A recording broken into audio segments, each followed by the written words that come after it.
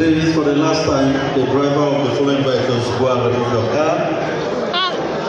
For LA74 ABC, please. You are blocking His Excellency. EB08 A42, EB08 A42. Peugeot 307 white color, please. Go and remove your car. Please. BW641SK. Mercedes Benz Jeep, white color. Please go and park. Go and repark, please. Please. Bro, sweet bro. How are you? Where's the cake? Okay, where's the cake? Francis, where's the share? How do you feel about today's event?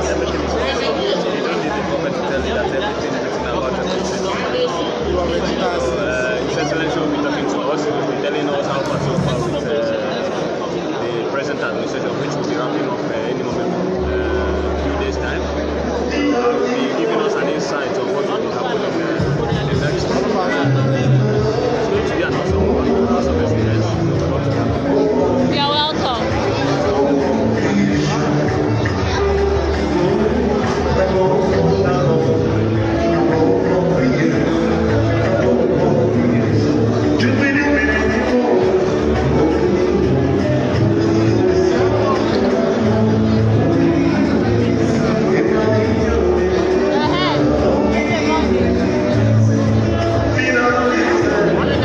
Good evening. Yes. Could you give us a highlight about what's happening here today? We have a media chat. The government is going to brief the world about the electronic activities that has done for the past 4 years and the way forward in the next 4 years. Because his inauguration is about coming. The first lap of his mandate is ending and the second lap is beginning. So, in conclusion, from your observance, what do you think? About the governor, as well as what he has actually put into Ebonyi State? I believe, I'm not just seeking it, I believe that the journey of Ebonyi to greatness began the very day that Umahi took oath of office as the governor of Ebonyi State governor. That's the day our journey to greatness began. And we're close there. For the second tenure, we will be in the promised land. Thank you very much. You're welcome. 5-7, please. Please. Thank you. Thank you. Upon that, Steve Ude, Executive Chairman of the Local Government Council, we want you about that revenue, sir. Chief Engineer Henry. Good evening, ma'am. I will hear you there. At the best. At the best. You're welcome, sir. Thank you, sir.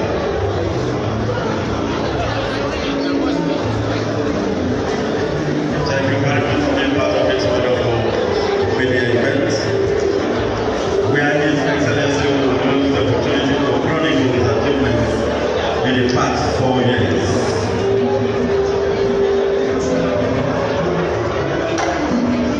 Mr. Cletus Ofoke.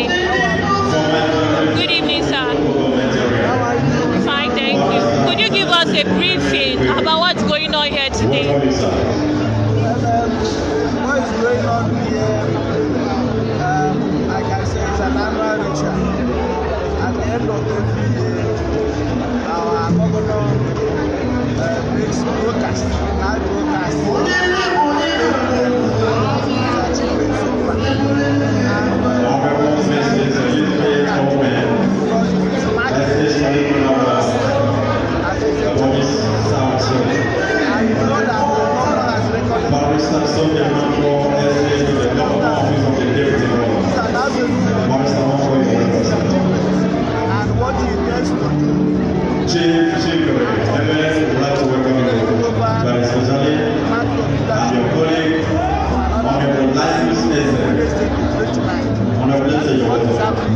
just share.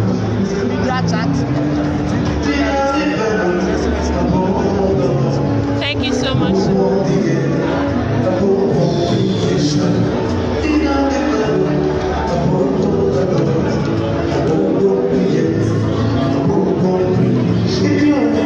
Mommy, let me with you. Good evening, ma'am. With me is the essay on ICT. Give us a briefing about what's going on here today. We are here for the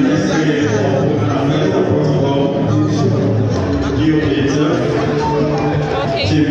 Looking at what the governor has done, have been able to achieve in the past 4 years, what can you actually say about his inputs into developing Ebonyi State? In fact, you can see it from his administration. I think he deserves all the praise. And kudos to him.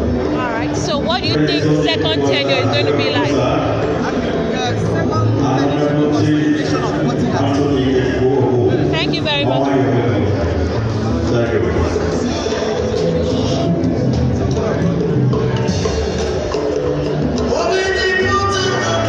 Sorry, excuse me. Let me pass.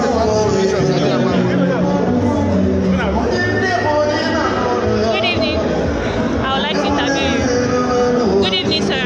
Let me at this point Could you give us a highlight about what is going on here that the today? media team is very unique. Courtesy of a man with very high initiative. Okay.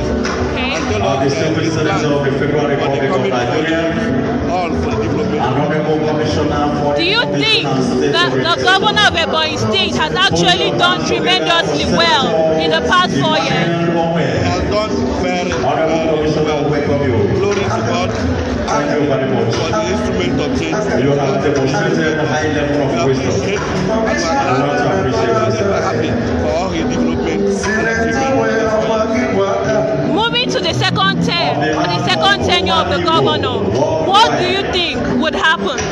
On behalf of Also, Umahiko I'm worldwide, sure that the Lord will take the glory, especially in 4 areas.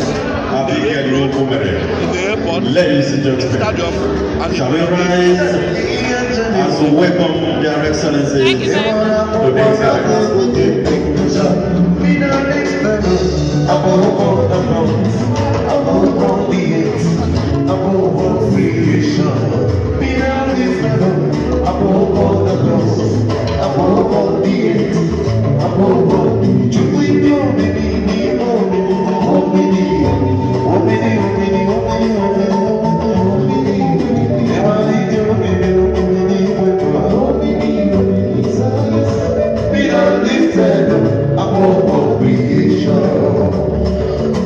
Welcome, Your Excellency. What you want to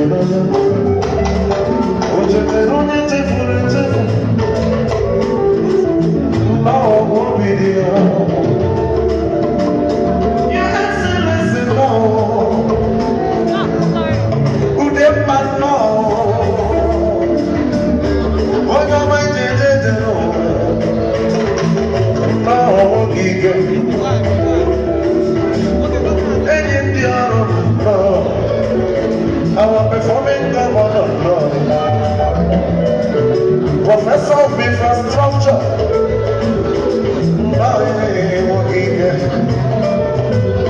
Papa Lata, oyoyo.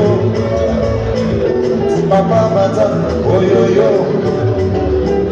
Papa Bata, oyoyo. Please receive your seats. Oyoyo. Please be seated. Be the lifted above all the gods, above all the earth, above all the creation. Thank you very much, Your Excellencies, distinguished ladies and gentlemen, my dear brothers and sisters of Ebonyi State. Let me formally welcome to this arena His Excellency, our hard-working governor, Executive Governor of Ebonyi State, Chairman, Southeast Governors Forum, and Co-Chairman of the Southern Governors Forum. We welcome His Excellency, Engineer Dr. David Mezomani. Can we welcome His Excellency with a round of applause? Your Excellency, we welcome you, sir. You're a great man. Beside His Excellency our Governor is the mother of the state, a caring mother and a succor giver. Our Excellency Chief Mrs. Rachel Gov.Umahi'S. A round of applause as I welcome Her Excellency to this very special occasion.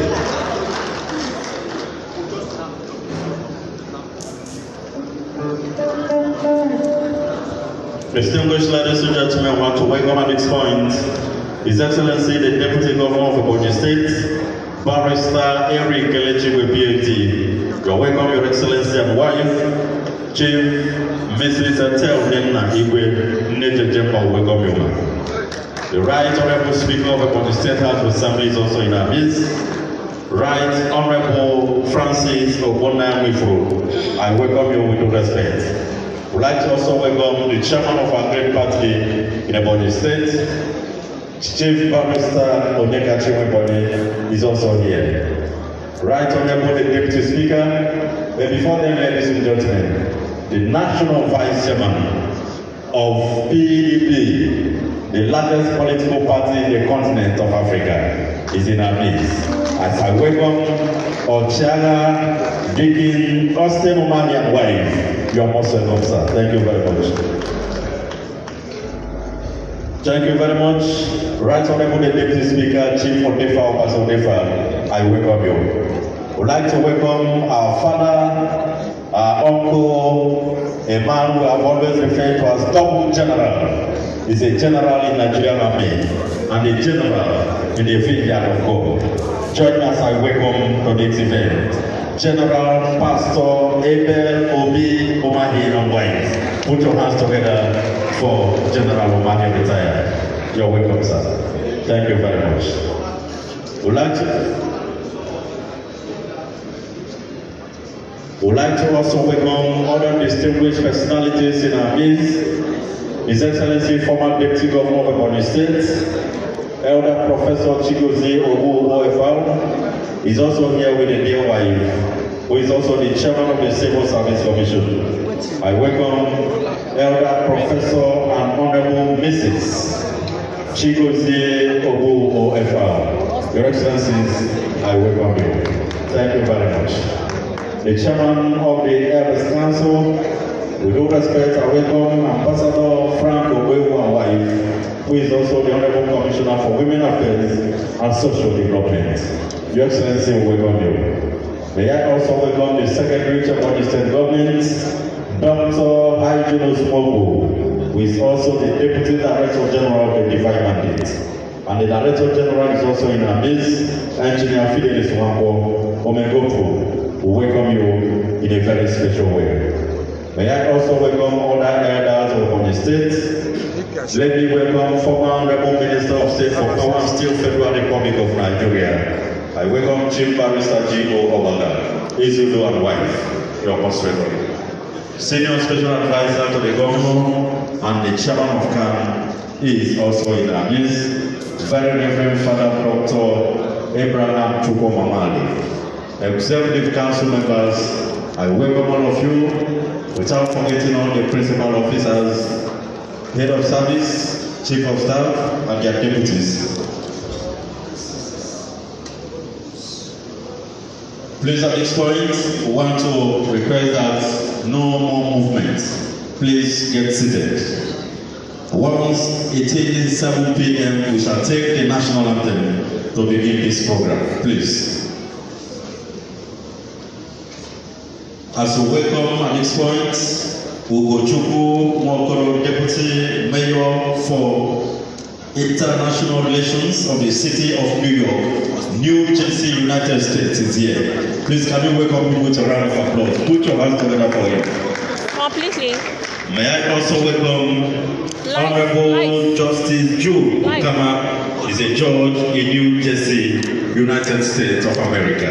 Put your hands together for Honorable Justice. You are most welcome. Sorry, excuse me. Please, no more movement at this point. No more movement. Mark and wife, member elect for the Federal House of Representatives, would like to welcome you. You're a great man. Barrister Okago and wife, we welcome all of you. Please, no further movement. Cameramen, make yourselves stay in a place, please. Chief Barrister Gov.Umahi'S, former acting National Secretary of PDP. You're most welcome, sir. Life.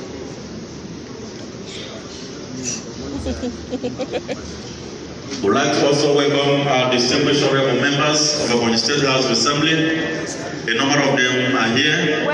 For executive council members, let me use Chief Barrister Cletus Ofoke to represent the rest. For permanent secretaries, on behalf of the permanent secretaries, Barrister Albert Alo, I welcome you on behalf of other colleagues. You're most welcome. All the principal officers of government are here. The head of service, I welcome you and your dear wife, Dr. Timberly Nwele and wife. The chief of staff, Chief Dr. Emmanuel Ofogori and wife. The deputy chief of staff, Professor Fidelis Opata and wife. Principal secretary, Chief Clement Nweke and wife. Deputy principal secretary, Chief Emmanuel Obasi and wife. All the principal officers are here with their spouses. Can we give our hands to them in a very special way? Thank you very much. All the elders of the divine mandate, all the elders of Ebonyi State, I would like to welcome all of you and to appreciate you for being part of this event. When time comes, His Excellency will use this ample opportunity to chronicle his achievements in the last 4 years. And I'm happy to be part of this success story. If you're happy, put your hands together for His Excellency. He has done very, very well. If you were at the Community Center last night, you will appreciate the man that is with us. A round of applause once again for this great man.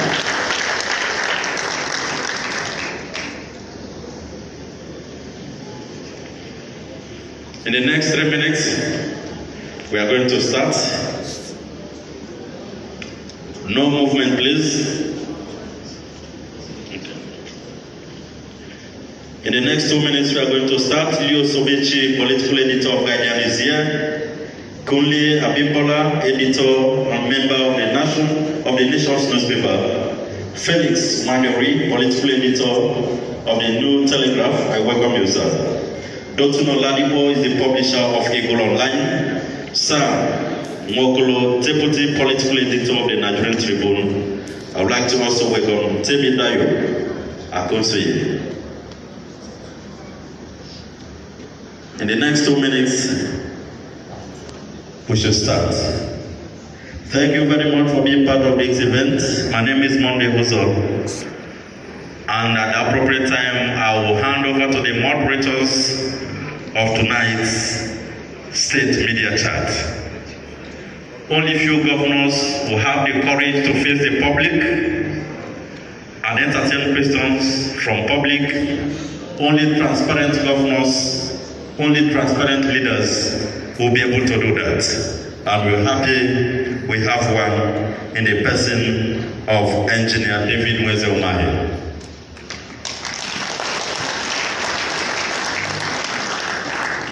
Your Excellency, the Honorable Commissioner for Information has galvanized a very serious team, and they are doing very, very well.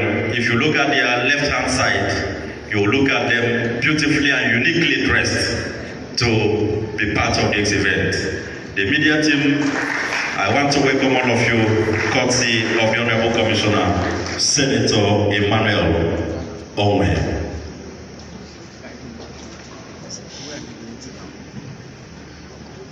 Ebonyi State is working. If you agree, say amen. Thank you very much. Thank you very much, our dear students. Thank you very much, our dear students. I don't even know you are around. Ladies and gentlemen, may we rise for the national anthem of the Federal Republic of Nigeria.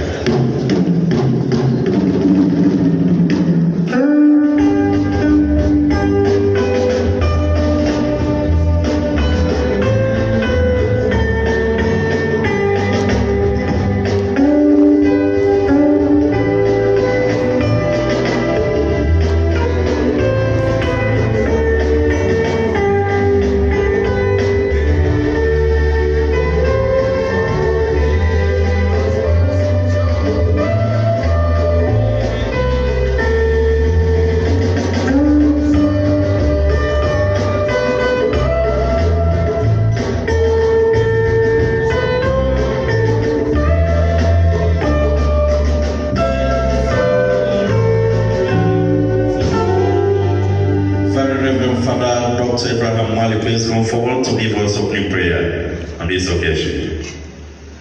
Father.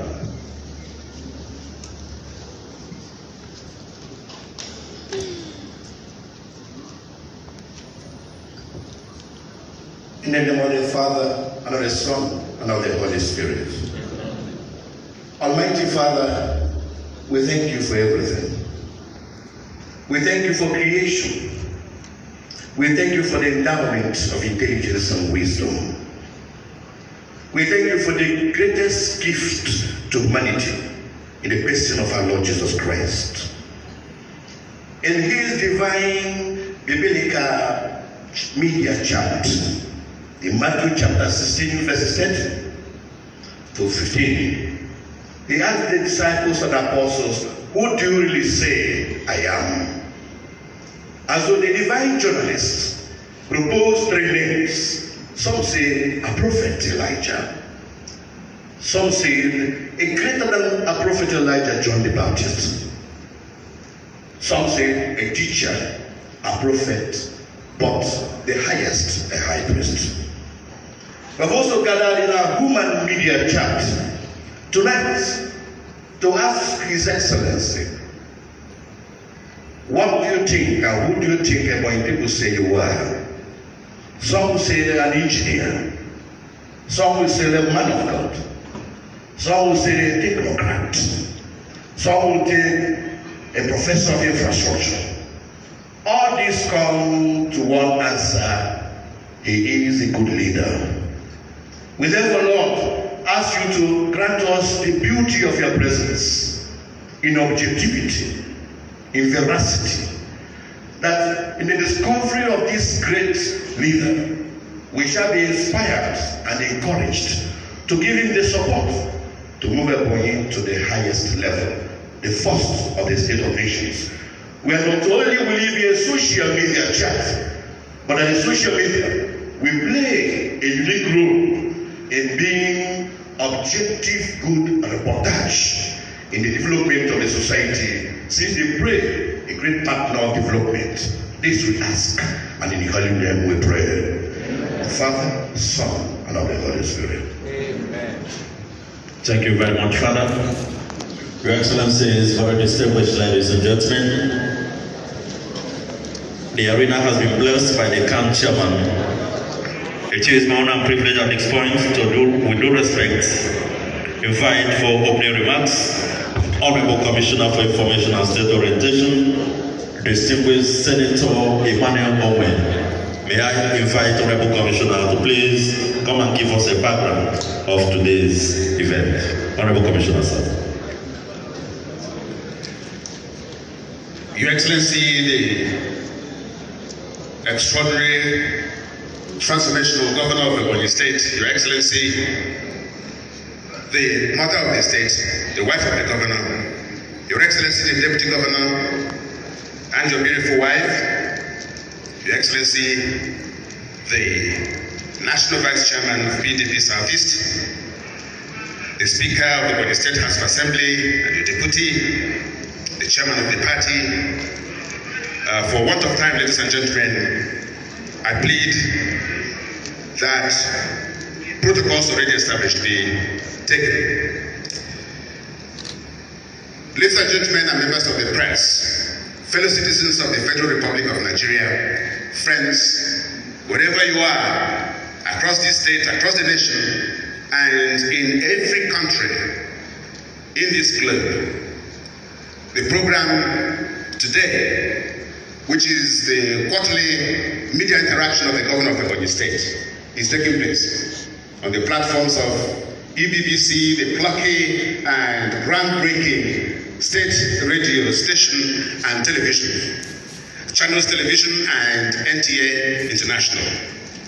Once again into the fray, where the governor of Ebonyi State conducts probably the most transparent effort in the Federal Republic of Nigeria in explaining his policies, his programs. Today, he's here once again to essay and to telegraph, to essay what he has achieved in the last 4 years and to project what is going to happen in the next 4.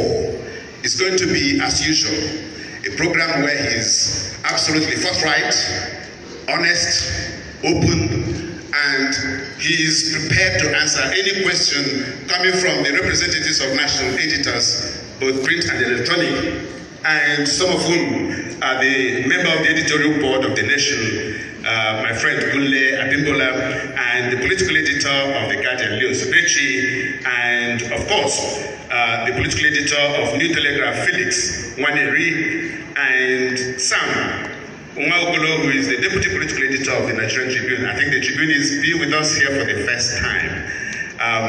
As a matter of fact, every national publication and every national media house has been represented in this program. We are waiting to invite the Daily Trust next time. Ladies and gentlemen, without wasting much more time, I present to you the first-class, extraordinary, incredible, transformational governor of Ebonyi State, His Excellency Engineer Dr. David Gov.Umahi'S. Thank you. God bless you. Thank you very much. Please, that applause is too small for Honorable Commissioner. Thank you very much, sir. Your Excellencies, distinguished ladies and gentlemen, let me quickly at this point hand over the microphone to Rex Eze to drive the program.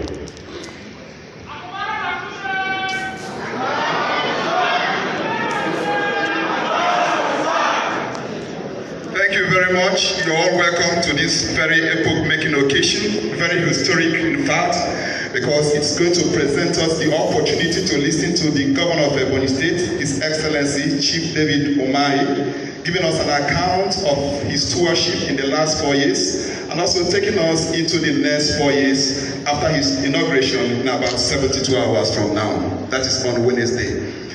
And we have here on the panel very seasoned journalists, as you have heard. We know we have very short time, so we are going to make best use of the time we have here.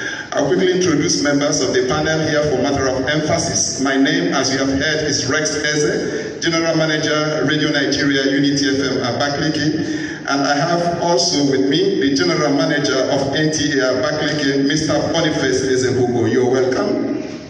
And also the Chairman of the Nigeria Union of Journalists in Ebonyi State, new brand Chairman, Mr. Tony Wizi. You're welcome. And on the other side, my friend there, a very wonderful friend and colleague, Leo Subechi of the Guardian newspaper. You're welcome also. And your colleagues, sorry, I won't have to mention all your names because we don't have much time. At this point, ladies and gentlemen, we are going to allow His Excellency to give us an account of his administration in the last 4 years. And after that, we have the opportunity to throw questions because, you know, now we are in a public court where the people have to ask questions and the people are now represented by journalists who are here. So, Your Excellency, you're welcome. You're also welcome. Excellency, the wife of the governor, thank you very much. And Your Excellency, you can now take us on what you have done in the last 4 years and also give us projection into what we are going to see when you get inaugurated on Wednesday this week. Thank you, Your Excellency. Thank you, Your Excellencies, and the Speaker of the House, National Assembly members, my Lord, the Chief Judge, and all the judges of Ebonyi State, Elders Council members, RDA members of the press, leaders of the state, chairmen of local government areas, my family members, led by Major General Umahi, and Pastor, retired, my dear brothers and sisters, today again, to the glory of God, presents us another opportunity as government to present our scorecard to the people of Ebonyi State first, who are in Ebonyi State presently, and to those who are outside, and probably to the nations of the world. In 2 days' time, we will be rounding off the first tenure of our administration. And by God's special grace, we will be sworn in for the second term in office as Governor of Oyo State and Deputy Governor of Oyo State. And so we will briefly give an account of what God did for us in this past 4 years. And then discuss the way forward for the state of Oyo. First, when we came into office, 29th of May 2015, God himself gave us 5-fold covenants. And the 5-fold covenant God gave to us is to prosper Oyo State with the word of God. And to make Oyo State #1 economy on the whole country. Not necessarily in terms of GDP, but in terms of the growth of GDP in Oyo State compared to other states. To passionately help the widows and the oppressed. To build God a befitting place of worship so that Oyonians anywhere in the world, if they are troubled, they will be able to face the direction of that edifice. And then God said they should call upon him, he will answer them. And of course, to make our capital city the best in the whole Nigeria. I won't be able to take them serially the way it is, but my account is going to touch on this 5-fold covenant that God gave to us himself. When we talk about to prosper Oyo State with the fear of God, when we came into office, we appointed 3-man committee who, in partnership with the CAN, are going around all the primary schools, all the secondary schools, teaching moral education, teaching school evangelism, teaching our people attitudinal change. Attitudinal change is very important. Without change of attitude in our nation, it's difficult to get to where we are looking to be. Working very hard on anti-courtism. Yesterday we launched anti-courtism program in the state, and it is our belief that in the next 1 year, courtism will be a thing of past in Oyo State. We've also been able to initiate a lot of peace amongst communities, even with our neighbors, using this method of the Word of God. And without peace, it's difficult to make efforts in terms of development. So we believe strongly that when the character of a man is improved upon, then the man is well informed and prosperity will just set in. And so this is what we've been able to do with CAN, with teachers of the various schools, both primary schools and secondary schools, and our university. So I'm going to be speaking on the infrastructure. When we came on board, we discovered that we had a lot of bottlenecks in our capital city. No problem. My wife once told me that she watched when a student of our university got knocked down by a vehicle, and she was sober throughout that day. And so we started to plan on how to decongest, the intersections. And we started with Akanwebian, the roundabout there. We not only put close to 1 kilometer length of a flyover bridge, but we also made it 2. And the cost of those 2 flyovers, I think we published all our projects and the cost. But with the auxiliary routes, it's about 2.4 billion naira. We repeated the same feat at the Presco Junction, which we conamed Ofiamali flyover. We repeated the same thing at International Market, which we conamed St. Margaret flyover bridge, which connects the International Market after that Saint Mother of ours. Not all, we also built a number of flyover footbridges, and of late, 4 months back, we started another flyover bridge at Abomele, which we named after Prince Artisan, a man of great philanthropism. And that project will be completed in the next 3 months. We will not be able to count the number of bridges that we have done, but we've done quite a number of bridges. We've done 2 bridges in Afibosa local government. We've done a bridge in Abakaliki local government in partnership with the local government chairman. We've done in Ebonyi local government in partnership with Ebonyi local government. We've done 2 bridges also, in what we call Odomoke Road. We've done 4 bridges in Akalagu Road. We've done 2 bridges in Okwasi Ozra local government. We've done 6-span bridge at Obomega Okawa. We've done 2 bridges at Wofe Road. We've done 1 bridge at Sharon Road. Time will fail me to count all the bridges that we have done, but we've done quite a number of bridges we still count. When it comes to road, we discovered that our soil, has a peculiar nature of being clay soil. The property of this clay soil is that it retains water. Water cannot permeate vertically, but laterally. And so the moment water gets to, the bottom of any asphalt, that's the failure of the asphalt. And again, clay behaves in a very funny way. When there is rain, clay will swell up. When there is sun, clay will shrink.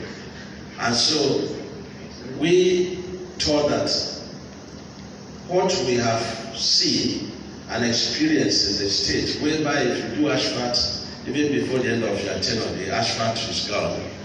And so we now decided that the best thing to do is to think about the use of rigid pavement. And so we began to use concrete 8 inches with reinforcement to do 95% of our roads. And those roads are designed to last between 50 years plus. And we have done very well in all the local government areas. There's no local government that is not featuring a minimum of 20 kilometers of concrete road. But let me start with the capital city.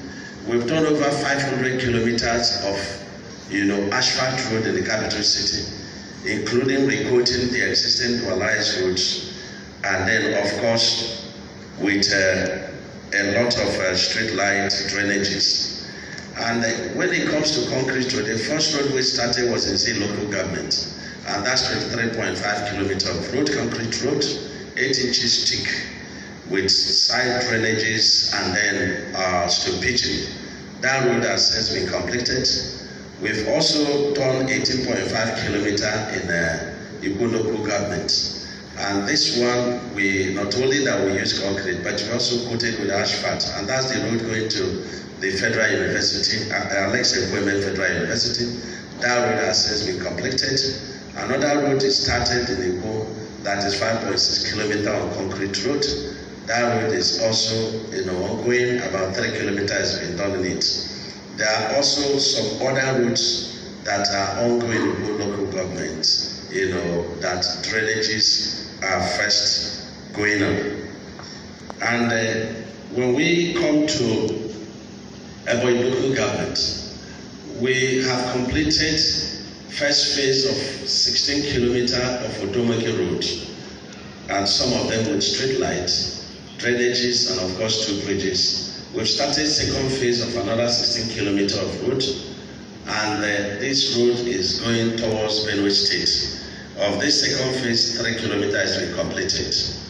And we smart out and come to Ishelu local government.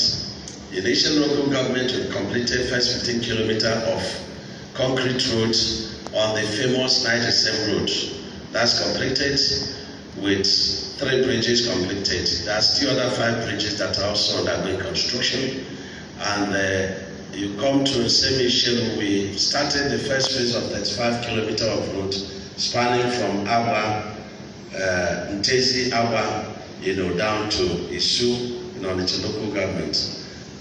This road we slice into 2 phases, and the first phase started also on concrete, and about 3 kilometers has been achieved. Still initially local government, we still have another road that is going through the Aba Technical School, initially local government, and then cutting across to Isu community. And the same initial local government, we have the abandoned Egubo Bridge. And I'm sure that the people will be very happy because it's been a very serious concern today. That bridge, the 6-span, we have completed the beams to the 6-span. 1 span has been concreted, and the next 2 months that bridge will be completed, and the people are bound to be very happy because it's a real problem for them. And so this is what we have done in local government. When you come to local government, you now go to the popular road that is called F133, and that is the federal government road, and it spans from coming from Cross River to Abomega to Kawo to Bulamu to Obosi, and that's 25 kilometers, and it's fully completed on concrete with 6-span bridge fully done. And presently we are putting a flyover so that if you are coming from Cross River and you are going to Abomega or to Kawo, you won't be knocked down by the road, the federal road. And let me mention that the first road we did when we came to board was the road that is federal road that is going from Abakaliki to Afiku. Before then, people were going through the villages to boycott, over 14.5 kilometers of continuous bad road. But we came on board, we completed that road, fully asphalted, and we used concrete to do the shoulders.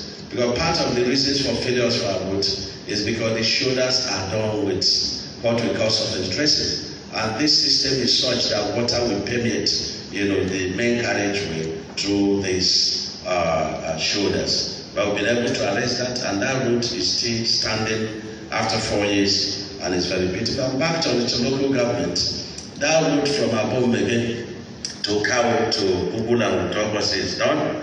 We have a road that is coming from Uburu to Onitsha and to Isu is also completed.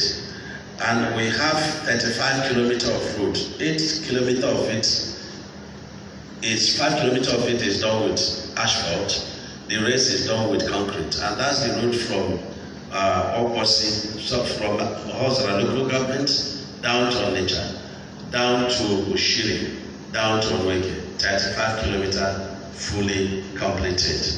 And we go to Hozra local government. Of course, presently we have the road that is passing through the big main place in Obosi. I don't know how to call it, but I think it's passing through Onyebenchima was site, and it's ongoing with a bridge on it. We have the road that is shared between Afipo North and Ohozara, and that is 25 kilometers of concrete road that is coming from Amasri down to Obosi and down to Uburu. Of course, there are some internal roads in Uburu that leads to the School of Nursing that is also completed, and of course a mini ring road of 15 kilometers that has been done by the Chinese within my own village that is also completed. We have one bridge that is called a bridge that is completed. There are 2 bridges, one is completed in Hozla local government and the other one is ongoing, and that is in a community that is called Ogo community. And so this is what we have fed in the Hozla local government. And if you come to Ivo local government, we have completed 15 kilometers of concrete road. We have some internal roads on concrete. We have the 6-span bridge that is 95% done. And of course, to Afikpo North, we are undergoing a couple of dualization of the, city road, and the contractor wasn't doing very well, so we terminated it, and the Ministry of Works have taken it over on direct level. And of course, you have the Amasre to Obosi Road, and in other local governments, you have the 15 kilometer that is running from Amasre down to Ebowana, and it's still going.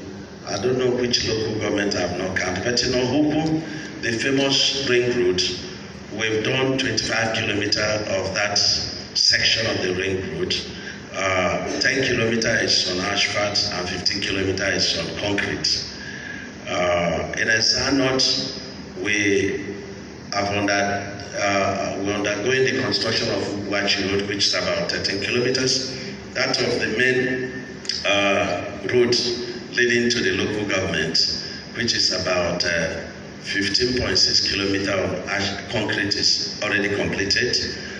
And there is another extension of it, which is about 1 kilometer to the police station, is also completed. You go to Esa South, you have the Onweke Ring Road, which is about 6 kilometers done. Another 5 kilometers is ongoing, and some other internal roads that we have done. So I have to smart out from the roads and bridges to. But before I leave this, let me also say that we have demonstrated on the African Trans-Saharan Road that the use of concrete is better than asphalt, and that's why we took about 10 kilometers of section of that road, which was ongoing with the past administration in terms of earthwork. We've completed that, and it's been loaded daily, and so we'll be able to do practical comparison between the asphalt section and then the concrete section of that road. In the area of education, we have maintained 10th position in NECO. I think the last one we got 3rd position. And we've been able to access all our funds with UBEC. Our buildings now in schools are very unique. We are building for tomorrow. It's no longer you build anything you like. And I hope that some of our building specimens should be shown. We provided a lot of seats. Before now, a lot of our pupils and secondary school students, they sit, on bay floor to have the education. We've also introduced moral education in our schools. We are in partnership with the federal government and of course the World Bank. And we were told that we have 51,000 of out-of-school children. But we think that it should be about 150,000. And what we intend to do is to deploy two-way mechanism. Those who must, be doing buying and selling, we have provided a school within the international market so that while they will be able to school and then they will be able to also do their trading. But those who are presently just out of school because of either poverty or lack of knowledge of the product of school, we are setting up program with the World Bank, to go around the entire, look at crannies of Ebonyi State and then fetch them. And so we believe strongly and with our law that in the next 6 months, there is nobody in Ebonyi State that is of school age that will be out of school because of one reason or the other. And we are embarking on training and retraining of our teachers. This is very important, and we have embarked on, we will accredited our College of Education is now degree awarded. This is where you're training the teachers for the schools. We made sure that payment of salary, but I continue to say that payment of salary is no achievement to any state government. It's the first thing that you must do. But let me also put on record that we make sure that our teachers are paid 1st and 15th of every month. This is very important because it's a very productive sector, of our workforce. And so, we will set the agenda for the next 4 years. On the area of health, we built a Lassa Fever Center, which is the best in Nigeria, and we handed over to the federal government. But our driving motive was the fact that doctors were dying in trying to help Lassa fever patients. And there was no center in the whole of Southeast.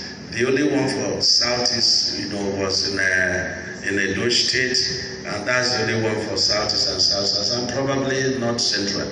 And so we've been able to build this one, and it's serving the nearest states of the South, entire Southeast, and of course, part of the North Central. We have renovated our 13th General Hospital. We have put water there. We have imported solar panels so that we can give a minimum of 100 kVA light. I always maintain that light is life. And it's our decision that the renovation of our primary health centers that is ongoing in 285 centers, that we have to find a means of using renewable energy to put light and water in all these centers. We are retraining our doctors, and of course, we are building a gigantic, building that we intended to give to the federal government to support FETA, but the federal government is chasing us out of the hospital we gave to them because they have started their own teaching hospital. So I believe that they will be able to reimburse us for the cost of this very beautiful edifice. Otherwise, we'll stay annexed into ourselves. And let me mention that we are challenged with the issue of where our medical students will go and learn. And that's why we set up assembly that have passed a resolution and of course amended the law of the universities to enable us to start a brand new college of medicine. The attached site is being cleared, and we're meeting day and night with the medical team on how to start this. And of course, Example School of Health Technology is fully renovated, and re-accreditation is ongoing. The Ubru School of Health Nursing and Midwifery is fully completed, and it can compete with any other one in the whole country in terms of quality, beauty, and splendor. This is what we have done. We have been able to purchase a number of equipment like dialysis machines. We purchased ambulances. We have also equipped a number of our hospitals. This we have done in the area of health sector. In the area of environment, we have built pulverization machine, and the essence of this is that very soon, when we finish the other mechanism that will make it to be automated, then people that with household refuse will now start selling their household refuse. And the mechanism of this is that refuse are converted to fertilizer. And of late, we have discussed with a professor in Usoka, whereby the other, non-degradable refuse is also used, as a biomass system to give us energy. And so it could be self-serving in the sense that the energy generated could be used to run the plant. This is very important, and we dissected the state capital especially into 14 discos.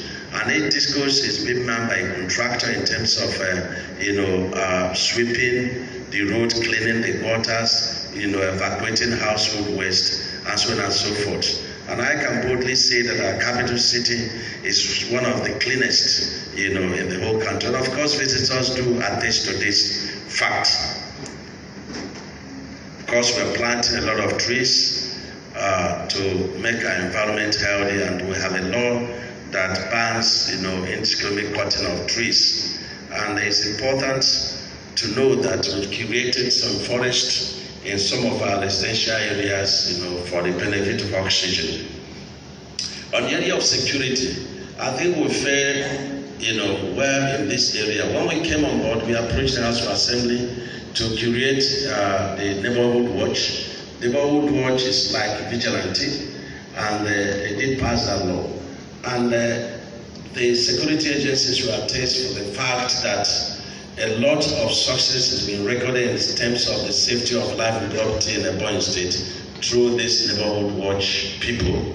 And I must also commend the police, the army, the SSS, the civil defense, and the other sister agencies of our security outfit in Ebonyi State. Our case is a case of grace of God. We are all working together and we're making sure that the lives of the people are secured, and day and night these people are on the road. And for this we're very happy. So I can boldly say that in the area of security we've done very well. And we also made sure that we keep our youth very busy. Those who would have considered security threat to us, they have formed part of government, and this is very important. In the area of commerce and industry, probably this is very important to note that we started the experiment of building industrial clusters in 3 senatorial zones. The one of the south is almost at 60% done. And what we have done is that beyond fencing the place, beyond bringing power and water there, we are also going ahead to make some buildings available. And what we are saying to our people is, if you have any idea of the business you want to do, we want you to approach us. We give you either a building there, or we give you a plot of land.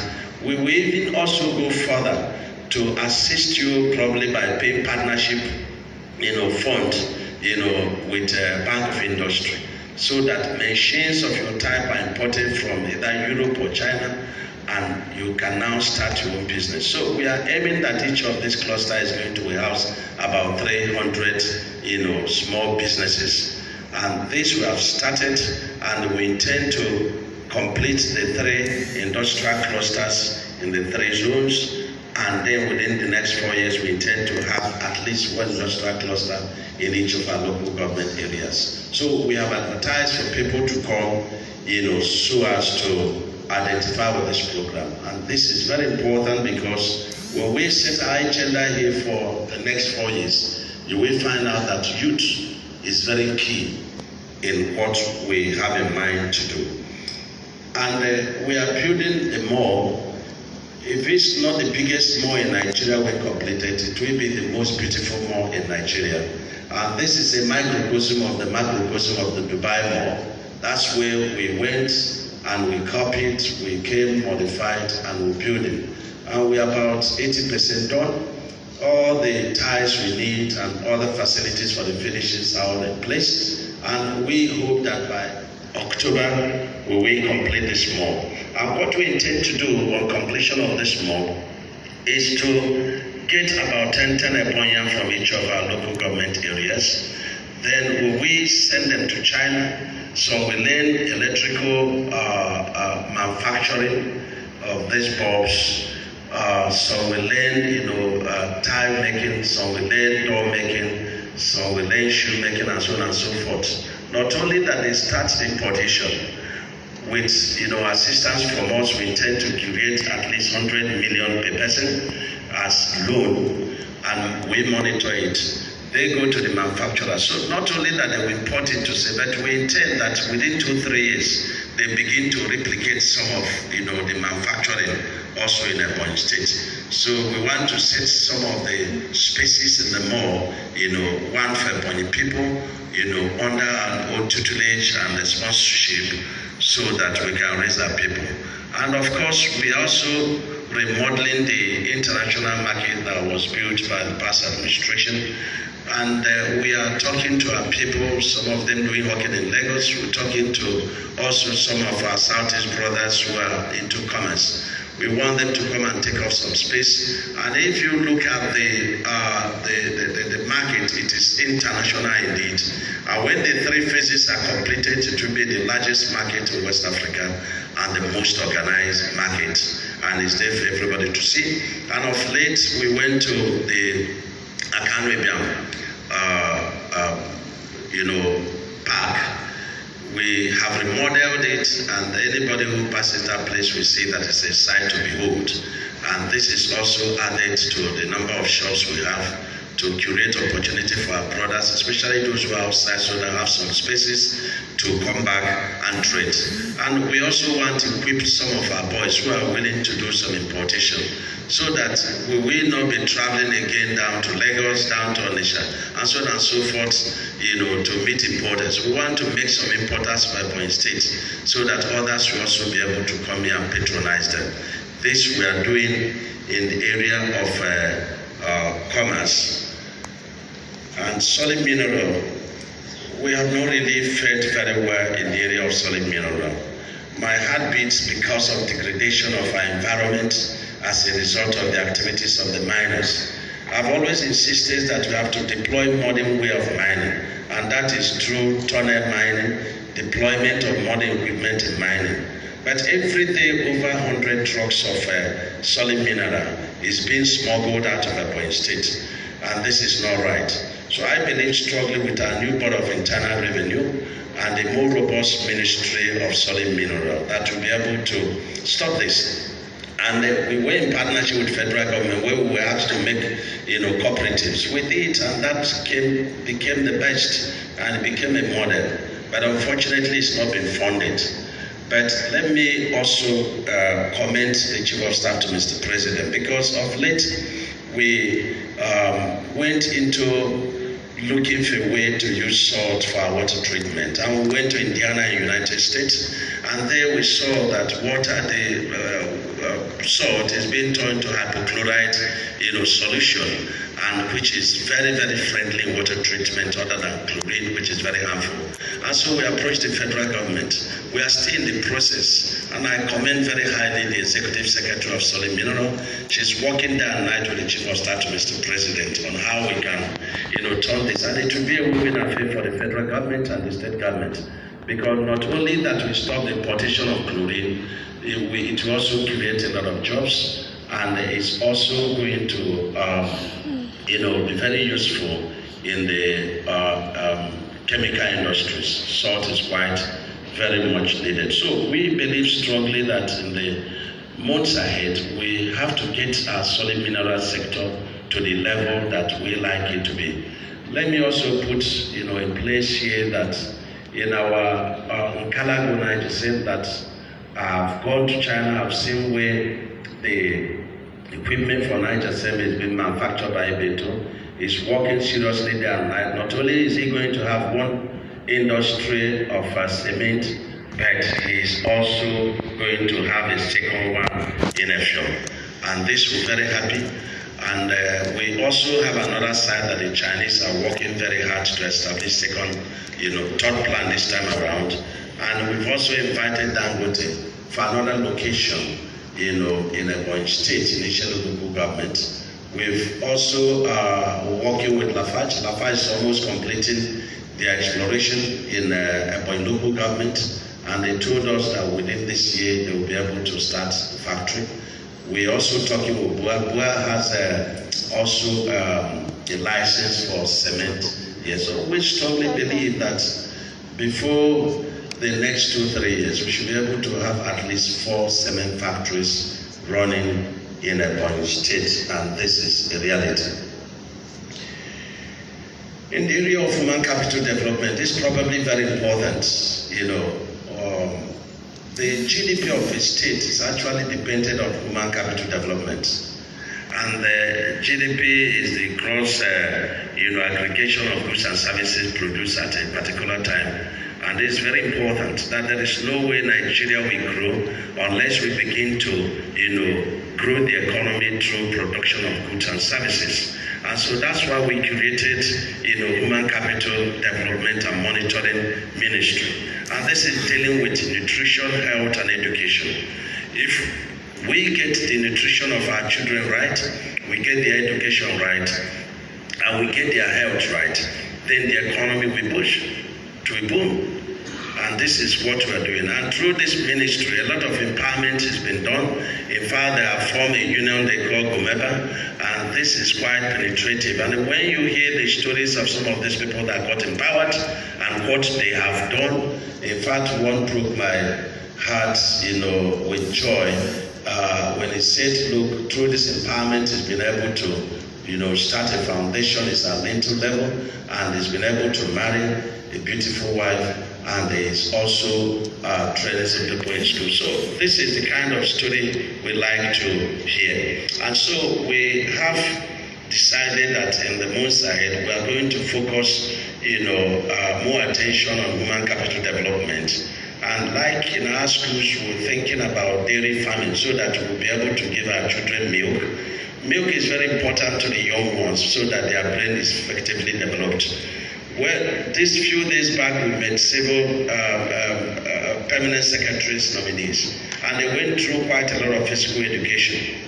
And we believe strongly that we need to talk to our people about their nutrition. We need to talk to them about physical education. We need to talk to them about what they eat. This is very important. And so this ministry is very important, for us, and we have done quite a lot in terms of, empowering our people. Of course, at the beginning, we took off over 1,000 of our people doing working in Lagos. We empowered them with 250,000 each, and we have quite a lot of success story. We also empowered 4,000 widows, 100,000 each. Quite a lot of success stories. Even the wives of security agencies, irrespective of your state, we've also empowered them with 200,000 each. See which success and success story. We've also empowered a lot of our youth. Some got cars, some got keke, some got money to start their own businesses. So for me, this is more important than roads and bridges. Ecumenical Center. Remember one of the 5 food covenants that God says, build me a center. I leave you to judge whether we build God a center, but my heart was full of joy yesterday when it was acclaimed that the center was befitting for our God. Our God deserves it, and for this we were very grateful to Him. We believe that by October we'll be able to complete this center to what it should be, and then we dedicate it and hand over to CAN to be called Christian Ecumenical Center. Authority from Father Abraham Mwale, chairman of CAN. In the area of agriculture, probably this is an area that we have done quite a lot in partnership with the federal government, and our thanks go to Mr. President and all his team in this area of agriculture. When we came on board, the first thing we did was to ban imported rice. Ban imported rice probably so that we would avoid what they call plastic rice and all kinds of rice that had stayed for a very long time before being smuggled into Nigeria. Now we have a number of our rice mills. We have 3 gigantic rice mills heritage from the past administration. We've been able to install parboiling machines in those 3 rice mills. We've imported and installed our own 3 additional rice mills. We are working with the over 500, small millers. We are aggregating them into cooperatives. We are fencing the place. We intend to bring, renewable energy there because of the huge rice crops in that place. And also we are doing in another center there in Uburu for rice production. We've assessed first 2 billion, second 3 billion, third 5 billion, which is going to pay back. The second 3 billion and the 5 billion is a struggle. But what we have been able to empower a lot of farmers. Each year we empower over 100,000 farmers, and we launch 1 man 1 hectare, of rice in the state. And what we have taught also is that if you are a public office holder, you must own a farm, and that is your first address. Your appointment or elected position is your second address. This we have successfully done so that everybody is doing something besides being part of government. And we've been able to also build additional fertilizer plant, courtesy Mr. President, because when we came on board, a bag of fertilizer was going as much as 8,000, 10,000 for 50 kg. But I was part of entourage to Morocco, where we negotiated for a cheaper phosphate, which is an ingredient for fertilizer making. And that had crashed the cost of fertilizer and made it more available to farmers. And with that encouragement, we have to put additional fertilizer plant that is running, and we are servicing the entire southeast, south, and north central. And this has helped tremendously our farmers. And also we have brought in 4 cassava machines. One is making starch, the other 3 are making cassava flours. It's been installed presently, and we have empowered the farmers, who will produce this cassava and will be an off-taker to the cassava farmers. We are also working on our hatchery. We've aggregated over 15 cooperatives that we intend to use to do a revolution on the hatchery, probably the biggest hatchery in Nigeria, but abandoned. And so working with the Catholic Church on how to revive this hatchery. So each cooperative is going to have about 3 pens, is going to have a farm to manufacture, to grow maize and soya beans. And then we also we give them the day-old chick because we have the facility to produce day-old chick. We also give them feeds because we have facility to make feeds. And we now buy the mature birds from them.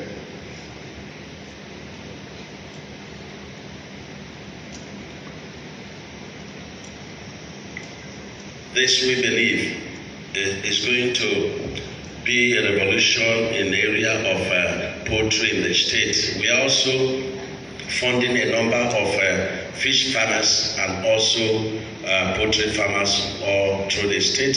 And so that hatchery, when we complete it, will be the center point for off-takers to buy off their produce. And also in the area of agriculture, we have set up the largest mushroom farm in Nigeria. So presently we are producing mushroom in Ebonyi State, and the profit is quite very encouraging. Let me pay courtesy to the governor of Abia State, who is the person that introduced me to that business. We've taken it a little bit higher, and this we're very, very happy, about. We've recently passed a law whereby if you are an investor and you come into Ebonyi State, you're interested in agriculture, we can discuss with communities and they'll be able to, get you into partnership with them so that you can now do mechanized agriculture. And some of the community have also donated land in the spirit of this kind of program. And it's very important. So, success in the area of cassava, in the area of rice, and of course our yam remains the sweetest and the biggest, and nobody can controvert that. E-government and ease of doing business. We have started a process with the federal government on the area of e-government, and we fared very well according to assessment of the federal government and the area of ease of doing business. Why it is a little bit difficult in the area of ease of doing business, it's only in the Ebonyi State that people don't like to pay tax.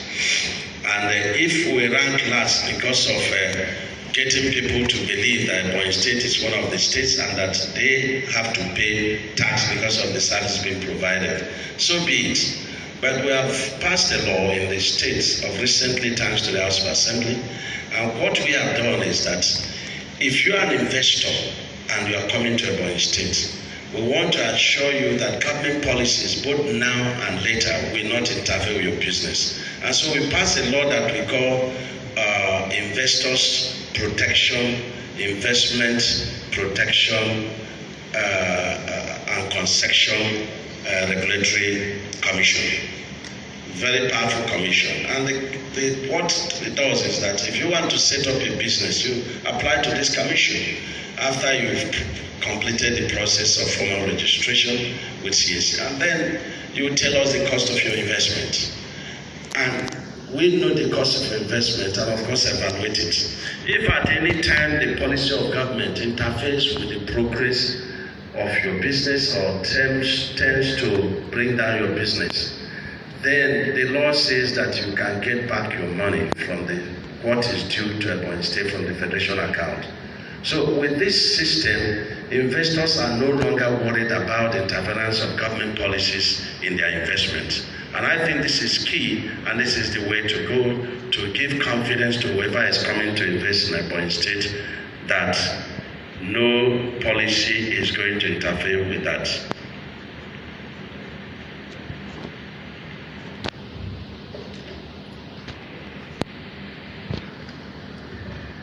Probably one of our greatest achievements is the peace that we have brought through the mercies of God in Ezilo. Before we came on board, we lost hundreds and hundreds of innocent people in the unfortunate war between the Ezilo and Ezilo. And so God resolved it in a very peaceful way. The two communities are living together. We came on board through the assistance of CAN, chaired by Father Gov.Umahi'S, and we began to work, and we began to talk to the two communities. The conclusion of the matter was the creation of two additional autonomous communities, and then the passage of law that has enabled them to stay in peace, and for years there won't be any altercation in that area. We also having a couple of conflicts in other locations, and of late we have passed a law. If you two communities have problem of land within the same local government area, the government will step in, try to settle the land if the dispute. If they can't settle the dispute, then the government will acquire the land. And when the land is acquired in this process, no compensation is paid. Government could decide to use it for investment, could also decide on their own to share the piece of land between the warring communities. And this is very important for us. But when the communities involved are between one local government to the other, the law requires that the House of Assembly member from those locations must give consent. The Legislative Council must give consent, of course, the local government. So we have also noted that, and this is work. And of course, we have settled quite a couple of internal disputes. And we are working very hard, especially with the governor of Benue State, to ensure that we have permanent solution to our conflict in our border areas. We're also working very well with Abia, with Enugu, with Cross River. And I believe that within these next 4 years, probably who knows whether it is why God brought us to leadership, we must have a duty to see how we can amicably and finally settle this conflict with our neighbors. This is very important. Some of these things have lasted for more than 100 years. And the land that are so fertile, nobody's cultivating, but lives have been lost.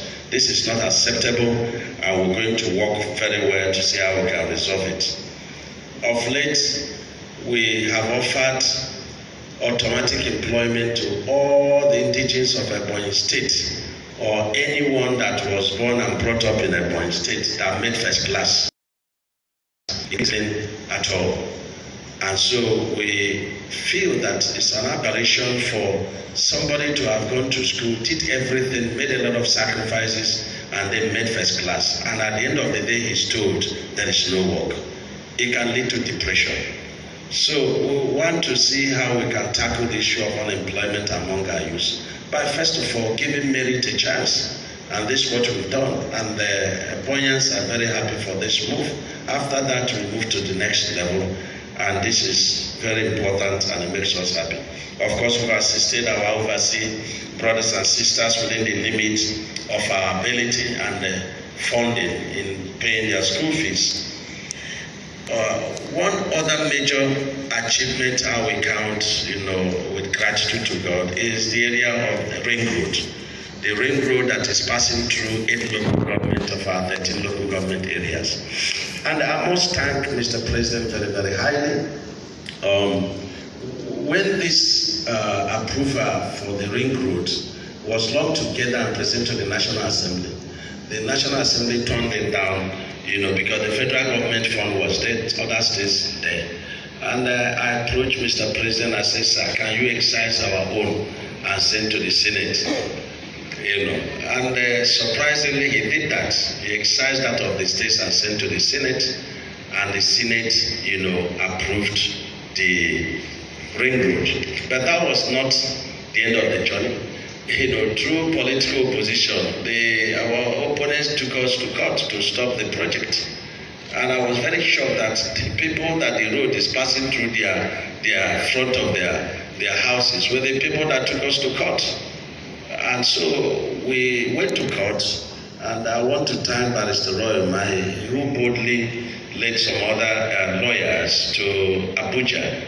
And we went there. It was their lawyer was, I think, Fanny, and I called him one time, and I said, sir, are you against development? He said, no.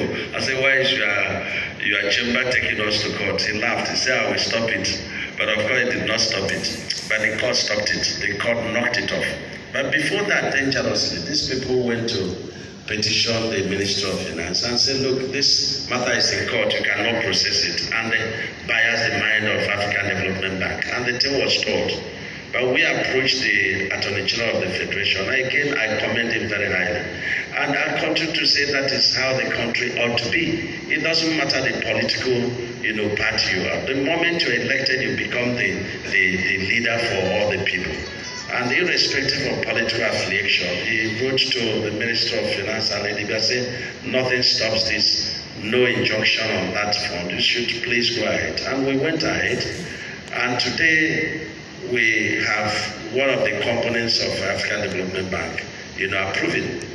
And we immediately rushed to Federal Executive Council again. Again, they gave us approval. This is why I'm grateful to both Secretary to Government of Federation, to the Minister of Finance. That woman is wonderful, detribalized, sister of our state, and she helped so much. And when the African Development Bank came to see me, they said this is the fastest in the history of African Development Bank to get that approval from Federal Executive Council. So I'm saying kudos to Mr. President and all those who assisted us to get this. So we are happy as Ebonians because it's going to be a catalyst in the development of our state, in our agricultural sector, in solid mineral.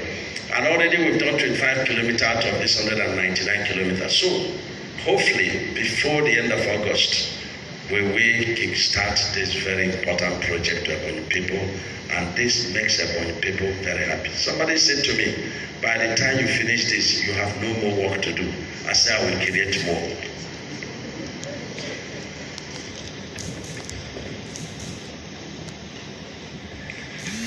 Of course, we've been able to create additional faculty to our university. I believe strongly that in a developing state, they need faculty of engineering. And that's why we approached the House of Assembly to give us approval for faculty of engineering. We know it's an annual responsibility, but it's a very good one because you need these engineers, you need their professors, you need their teachers to assist in the development of the state. And what we intend to do is that this faculty is going to be self-sustaining. When they are fully accredited, we're going to be buying some earth-moving equipment, for them, and we'll be able to award jobs for them. When you come to Ebonyi State, you will see a couple of jobs being done on that direct level by the Ministry of Works. And I bet you that is much more durable, more beautiful than the one being done by expatriates. And this is one area I believe our administration has done very well because we never allowed much of capital flight. Over 80% of our jobs are being done by indigenous contractors and of course Ministry of Works. And they have transformed no longer as civil service ministry, but they are more like contractors because they have done quite a lot of job for us. We have moved to improve the quality of life and teaching in our universities and College of Education. And this we have done by starting a program whereby it's being chaired by our Deputy Governor, His Excellency, to ensure that we provide phase one. First, a generator that will be running 24 hours to ensure that every student in this institution, should be able to study under a very good environment. I've wondered one of the time where I went there and there was so much heat. So I wonder what you can learn under such, high temperature. And that's why we want to ensure that we give them generators. We are digging borehole there. We are also linking them to our public water to ensure that they have 24-hour, water supply to the university. And this will reduce insecurity in this. And again, it will also assist us in our war against cultism in all sectors of our society. This is very important. And of course, I have to mention that the intention of Dr. Sam Umahi'S, when he started, of course, when everybody was so backwards and embarked on building of Rice City Hotel for the state. But we've discovered that it's most suitable to give that place to the Faculty of Engineering. And this, the House of Assembly, they have passed that request, and today it is being conamed, Faculty of Engineering. Let me also mention for those who have been saying you didn't make permanent secretaries. And I said that, am I going to make permanent secretaries from outside? The people that were permanent secretary are still people who are working in the system. But it was an issue. Even a petition was written against me to ICPC. I did not make permanent secretary. I said, quote the fully. Now, we have started the process. Of course, we have 5 permanent secretaries, and we have started the process to make the other 21. What did we do? There was so much lobbying and so on and so forth. So what we did was to now set examination, for anybody who wants to be a permanent secretary from grade level 14, provided you have 4 years and above to stay. And if you have less than 4 years, we will not accept. But I give waiver to the Accountant General of the state that had 1 more year, and I give waiver to the Director of Works and Minister of Works that 1 more year. So I just feel that we still need the experience. Not because we don't need the experience of others, but as Chief Executive, God asked me to give this to waivers, and I did.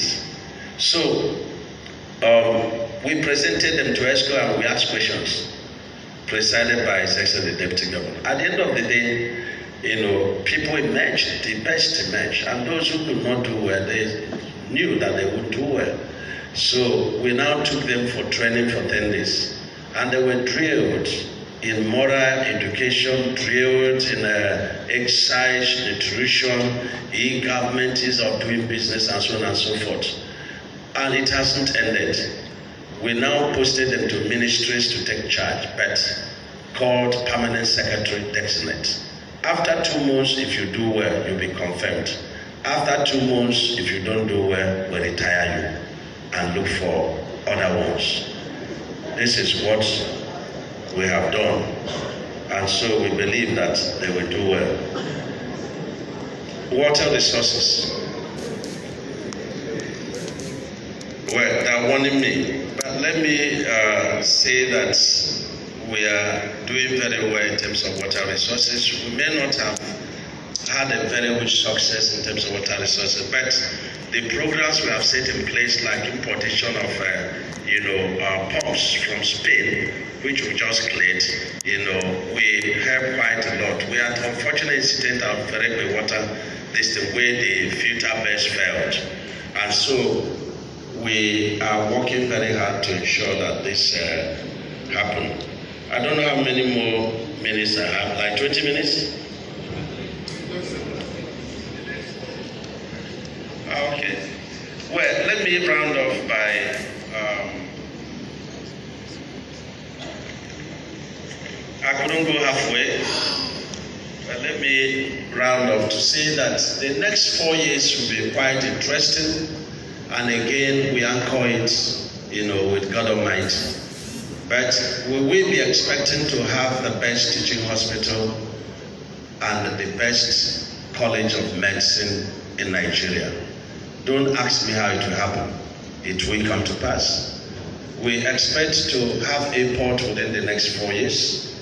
We expect to have Olympic Stadium in Ebonyi State. We intend to dualize from Abakaliki to Enugu, which is 60 kilometers. We intend to dualize from Abakaliki to Afikpo, which is 56 kilometers.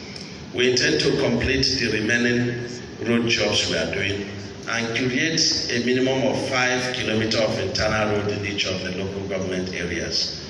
And of course, the area of empowerment is very important to us. Our target to be the youth, the women, the widows, and families. And of course, education will also take center stage in our next 4 years, and of course, health.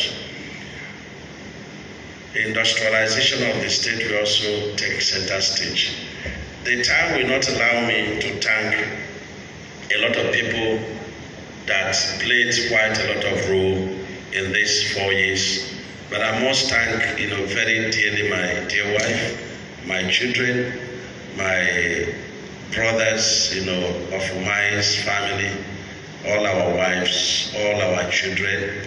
You've been very supportive. You've been quite, wonderful. The National Vice Chairman, very wonderful. I've said that anybody who wants to be a governor should have a lawyer as a brother. I know the much that Barrister has saved us, in terms of people that want to dupe the state in many occasions. So I want to also appreciate you, very highly, and appreciate the General Obi, the man who behind the scene, he doesn't come, but is always advising and wishing, and so I want to thank you very much. My dear wife, I say it's not every woman that can marry me, because I tend to work 21 hours, and she has come to live with that. Of course, sometimes we quarrel too, but it's all for the good of Ebonyi State. Must also thank my Deputy Governor and the wife, the Speaker, the entire House of Assembly members, my party, especially my party chairman. I love my party chairman so much. If my party chairman does any wrong, you catch him and says, I did it too. So he's a very nice man, and I enjoy working with him. The others, council members, I must thank you very highly. The House of Assembly, I must say that you have sacrificed so much. ESCO members, my commissioners, principal officers, you have sacrificed so much, for us to be where we are. But it is better that we are where we are than for people to underrate us and for people to feel that we are nobody, we are no state. But we've come of age, and we must thank Father Abraham Mali and the entire CAN, and my dear Pastor Eunice Oyemi. Time will fail me to thank everybody, but finally I must thank Mr. President very highly, the Vice President, the Chief of Staff, Secretary to the Government of the Federation, the Central Bank Governor, a man of great ideas, part of the team of Mr. President that brought revolution in agriculture, and of course my dear father, Chief Audobe. I must thank him very highly. The Chief of Staff, I must thank him very much. Every time he says the progress of the work on the second Niger Bridge, it's now a reality, it's no more a political talk. So I must thank him very much. And Kemi, the former finance minister, these people I must thank very highly. The forum chairman is somebody that I must thank, Governor Yari. He's in fact a wonderful man. He's a fighter, he's a go-getter. I must thank him. I must also thank the Southeast governors, very wonderful and very supportive, and my very good friend and brother, Governor Wike, a man with golden heart, but he has to fight for his life, but he's a very good man. So I must thank him so much, and of course all our lawyers, the great Ebonyians, the local government chairmen, the coordinators, and in fact, everybody must thank, our, leader in the state, Dr. Sam Ominyewu and the wife. And the press, we must thank also the opposition and the detractors, because they put us in check and help us. And we must thank the bankers, Samago. We are always fighting, because our policy in Ebonyi is that every fund of the state that we stay 24 hours must go into fixed deposit. And so the bankers don't really like me, but I'm not about to repent, because I was a businessman, so I have to deploy it for the benefit of Ebonyi people. So I thank you so much. Thanks so much for coming. I hope you will not ask me hard questions so that I will smart out those. So thank you very much and God bless you.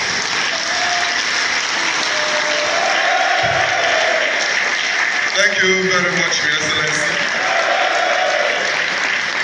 I think we can do more than this. I think Your Excellency deserves a standing ovation. We can do more than this. Thank you very much. Thank you very much. Thank you. Yes, Your Excellency, we want to thank you. We don't have time, so we have to manage the time we have so that His Excellency can take the questions here from journalists who are here. We are going to do it in three folds. We have a phone number. We know that a lot of people are listening to us from outside the country and within the country because this is on international television. So you can get us on any of these telephone lines. 0813 539 2419 or 0814 850 6459. I think the numbers again.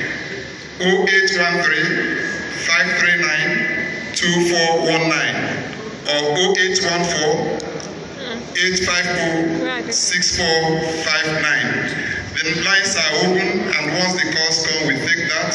But that will be after the journalists who are seated here on this platform with us have taken their questions. Then we'll come down to our colleagues who are down there for them to ask their questions. Your Excellency, I wouldn't know whether you want us to ask the questions and you note them and react to them once, or you will take the questions as they come. All right, thank you very much. Now let's start from our colleagues here.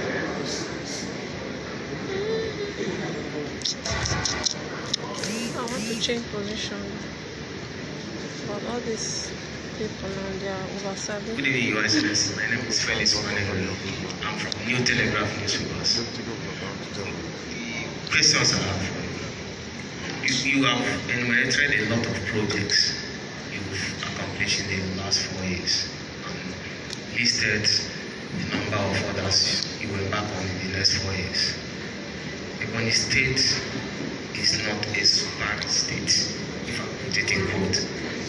How have you been able to raise funds for this project?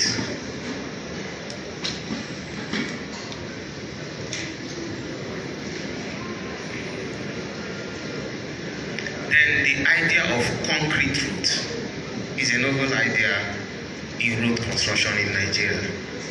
What motivated it?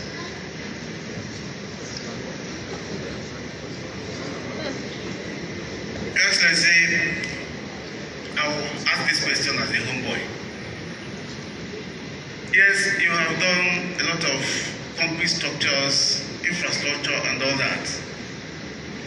From your assessment, will you consider 70% of your projects priority projects or prestige projects? Secondly,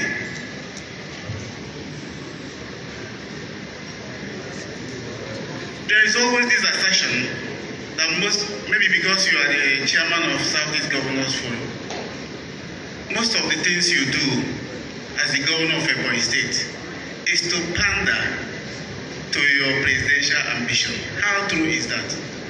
Thank you, sir.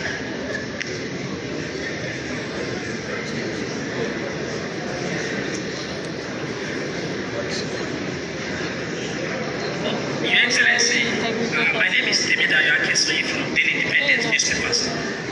You have mentioned. When I call you before, you know, see me. You have mentioned two. Please, can we have one house, please? You have mentioned two key projects you want to execute in your Temidaya Kessoyi, sir, from Daily Independent Newspapers, sir. Okay. You have mentioned two key projects you want to execute in your second term. Building an Olympic stadium for the state and construction of an airport. While a lot of people applauded you on the Olympic stadium for the state, many people have wondered why you want to build an airport when we have one in Enugu, another one in Imo. We'd like you to shed light on that. Also, you have agreed to pay the 30,000 minimum wage during the last May Day celebration. How do you intend to go about that? Do you intend to look for ways of sourcing for money? Because we know that the federal allocation from the federal government has not increased. How do you intend to go about that, sir? Thank you very much. Thank you. Tell me thank you very much. Let me start with you.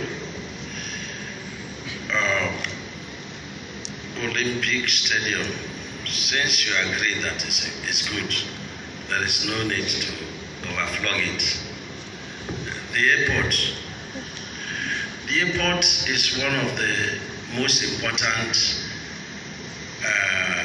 program for this state. Yes, we have the Enugu airport, but we are closer to Abia State. Quite a lot of us are closer to Abia State. This airport is not for prestige, it is for business. So we believe that if we build the airport, we will have much more customers than the Enugu airport. And it's very important. And the location of the airport is about 70 minutes from the Enugu airport. And moreover, we are building for tomorrow. What we are doing in Ebonyi State is what I may consider that there is a need to prepare for tomorrow. A time will come where if you don't build a port now in Ebonyi State, you must need it tomorrow. I was in China and we saw a lot of high-rise buildings and we asked, what are these for? They say it's for the next children that will be born in the next 30 years. I came back, I said, okay, I have to prepare at least for those who will be born the next 10 years. This is why we are building the airport. Leo, you're always asking that question. The worst thing for a man is to stay where God has not called him. Presidential ambition, the calling of God as at 2019 to 2023 is to be governor of Ebonyi State. The same God that called me to be may accomplish your wish, Leo. Is my project priority project or prestige project? The projects are both. Before now, Leo, I'm sure you neglected Ebonyi State. You wrote us off. They used to say Nigeria is 35 states. But there is one other state. They say Ebonyi. It's prestige project because we are building what we will not find in any other part of Nigeria. So that you will no longer say there is 35 plus one other state. You will remember us for our complex flyovers. You will remember us for the longest flyovers. You will remember us for the best lit streets or capital city. You will remember us for our industrialization. You will remember us when it comes to be for the best airport in Nigeria. You will remember us for the best teaching hospital when it comes to be. You will remember us for the only state that has a very gigantic mushroom export-based factory. So it's a combination of both. And one complements the other, Leo. The motivation for concrete road is what I've analyzed. By training, I'm a civil engineer, and I was in construction. The only thing I was doing was making money through construction before God brought me to leadership. And so I have practical knowledge of what a road, stress analysis should be. And I have told you that our soil is made up of predominantly clay soil. And clay soil, by its nature and molecular particles, is such that it doesn't allow vertical percolation of water. And because of that, it's also very unstable when it is rain, it swells. When it is sun, it rains. So the best thing to do is to give it that property that doesn't move, so that when it is laughing, the property does not care. When it is crying, the property does not care. And that is what is called rigid pavement. It may not be as rigid as Leo, yourself, Leo, but, it is rigid in the sense that nothing. But in this process of concrete, you must also put expansion, because concrete still do expand and do contract. But the coefficient of expansion or contraction is quite negligible compared to that of clay. So that is the motivation, the idea of it. And again, when I went to Indiana, and I went through the route, for 24 hours in search of hypochlorite solution, stemmed from brine, which is salt, the solution. I discovered that a lot of the roads were made of concrete. In China, it is something. In fact, in the Middle East, where you have very high temperature, they do not use asphalt to do their airports, because asphalt under certain temperature, probably 43 degrees Celsius, we start flowing. But that is not with concrete. So a lot of the airports, under a very high temperature regions are made with concrete. So this is the motivation. In terms of money, there is what is called a mustard seed. It doesn't matter how much you have. What is going on here in Ebonyi State is passion, is the fear of God, is the appreciation of the people, is sacrifices of the people. One time, through all the various intervention funds, any funds that come in, we fix it. And then we went to the House of Assembly and said, we made 3 billion by the collective of all the funds we have fixed. And some members asked Speaker, this 3 billion, is it a reality? He said, how will the governor bring 3 billion to be appropriated if it wasn't made? And I know that Samabo is here, is not happy about that, because majority of it came from him. So we manage our funds very well. And if you want to make fat profit, don't come to Ebonyi State, because our profit level is within 10%. Because I know what the contractors know. I've been one. So, and you must do the job very, very well. So there's the motivation, and I think that leadership is about passion. There's no amount of EFCC or ICPC that you can deploy a leader who doesn't have passion for the people, that you will succeed. And it's about the fear of God. If you believe that God brought you to leadership, then whatever thing you do is between you and God. And my Bible, my faith tells me that whatever thing a man soweth, he will reap. So, and there is no need to kill ourselves for anything that won't take away when God calls us. So these are the ways that we have been able to save funds to do some of this project. And there's no project that can scare us. And we don't believe in having all the money before we start. That's another thing. We believe in starting and God will take over. Thank you.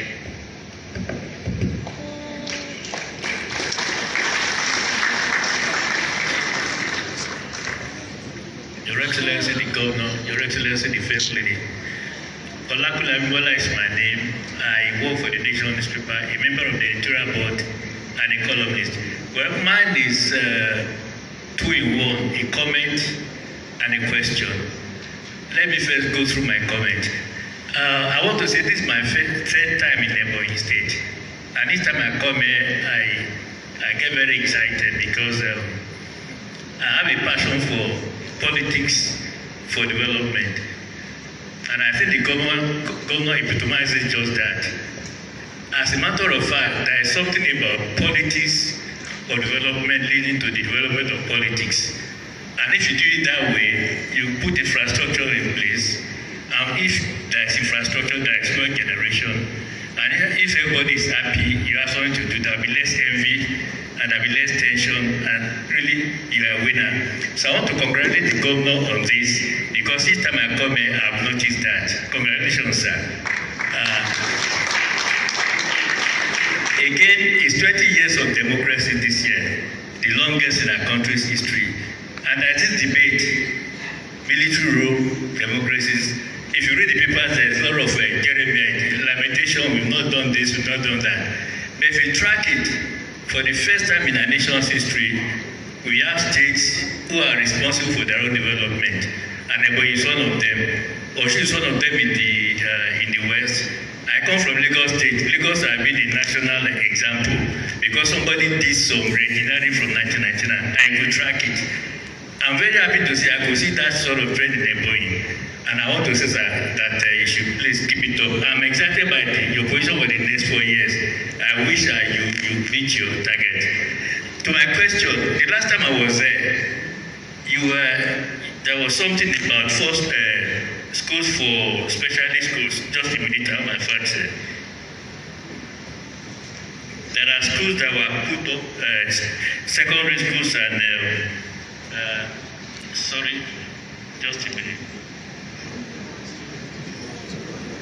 Okay, 13 primary schools and 30 secondary model schools. There are secondary schools for sciences and all that.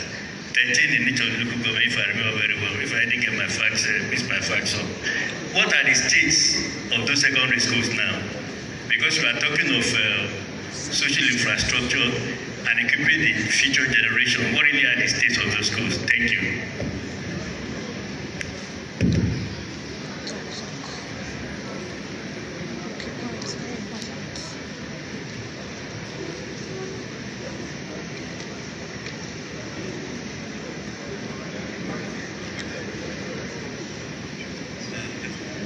I will take one question here from the General Manager of NTA before we go down to our colleagues there. Thank you. Your Excellency, sir. Her Excellency, sir. You are welcome. Please, my question is, my name is Gov.Umahi'S, the General Manager of NTA. My question is on the minimum wage. We wanted you to make comments on that so that our civil servants will have hope. Then, on the other hand, I wanted to find out from you, sir, your plans to minimize rural-urban migration. If there are any other plans you have for rural development so that our people, youth, will stop migrating from the rural area to the urban area. Thank you, Your Excellency. Okay. Interesting national newspaper. Thank you very much. Last time you were here, you asked me a very difficult question. Today you have mild the question. Thank you very much. Well, there are 31, special science schools that we have in the Ebonyi State. One is that we made it boarding schools. That's one. Two is that we give priority attention to these schools in terms of infrastructure, in terms of posting of, science-based teachers. And we also give priority attention to them in terms of vocational education. We also give them priority attention in terms of utilities. So these are what we are doing, and we intend in the months ahead to also step them up. Rural development. I think we are gradually not having rural development because from the center of the state, it will take you, there's no part of the state you will not approach, or let me use a local government, within 45 minutes. So where you have street lights like we have in all the local government areas, you have water running, you have good roads. So we are pursuing urbanization in all our rural areas. And so some people come to work from Afibo to here, some from Eda, some from Ishi, some from Igbo. So we are happy with that. Minimum wage, I dodged it before, but you want to hear from me. One is that the federal government, before minimum wage, was borrowing money to pay the workers. Many states have not been able to pay workers. And so minimum wage regime is here with us. I have said stoutly that I will pay, but I won't be the first state to pay, nor the last state to pay. whatever way the federal government is doing to pay, we do, but we have requested as governors for the review of the sharing of federation, account. Presently, I think the federal government takes 52%, and the local government and the states take 48%. It is very difficult for states to pay. Maybe about 3-4 states we pay. So we are looking at federal government to see how we can start it, whether they are going to give special allocation to states to assist us to pay. But definitely we are also reviewing our taxes in the states, and this is very important to note. So we have set up a committee, a joint negotiation committee with Labour to discuss it. But I watched the Minister of Labour the other day was saying, look, minimum wage is not wage review, and this is the difference. Wage review is different from minimum wage. The idea behind this is that the economy is so such that every worker, including private sector that employs up to 25 workers, should be able to go home with not less than 30,000 naira.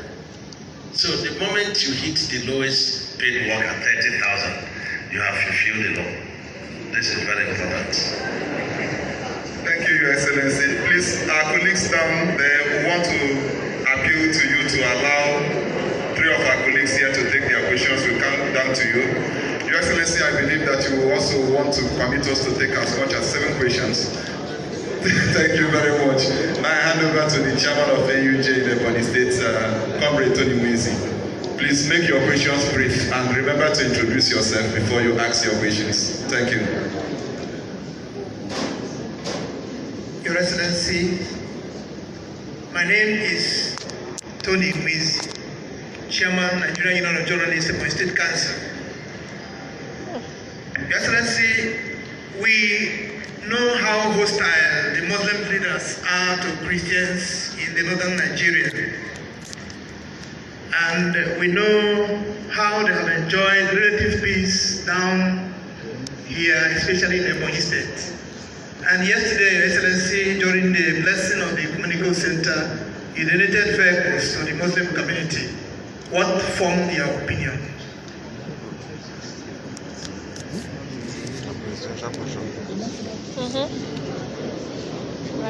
Good evening, Your Excellency. My name is Dr. Oladipo. I publish the Eagle Online, and I'm the president of the Guild of Corporate Online Publishers. 2 issues come up quickly when you mention Ebonyi State. Your attention, please. I said 2 issues come up quickly when you mention Ebonyi State. One is that of Abakaliki rice, and the other is sports, especially football. What are the challenges now that despite the appeal that the Abakaliki rice has from all over the country, it is difficult to find it in the market? What are you doing to ensure that we get the supplies all over the country? And on sports, you've always said it that you want to have the Super Eagles play in Ebonyi. When are we likely to watch the first match of the Super Eagles here? And closely related to that is the issue of the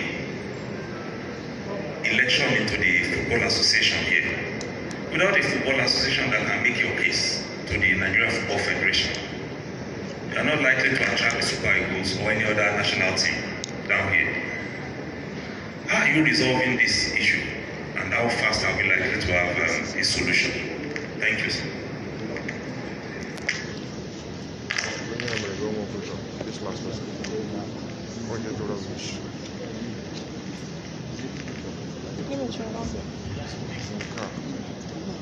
Good evening, Your Excellency.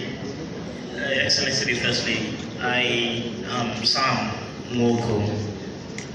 I represent the Nigerian Tribune. I'm from the Nigerian Tribune. I'm a deputy editor of Nigerian Tribune. Your Excellency, you've spoken about mustard seed and prudent management of the resources of the state, and it's written all over the state. Your signatures are all over.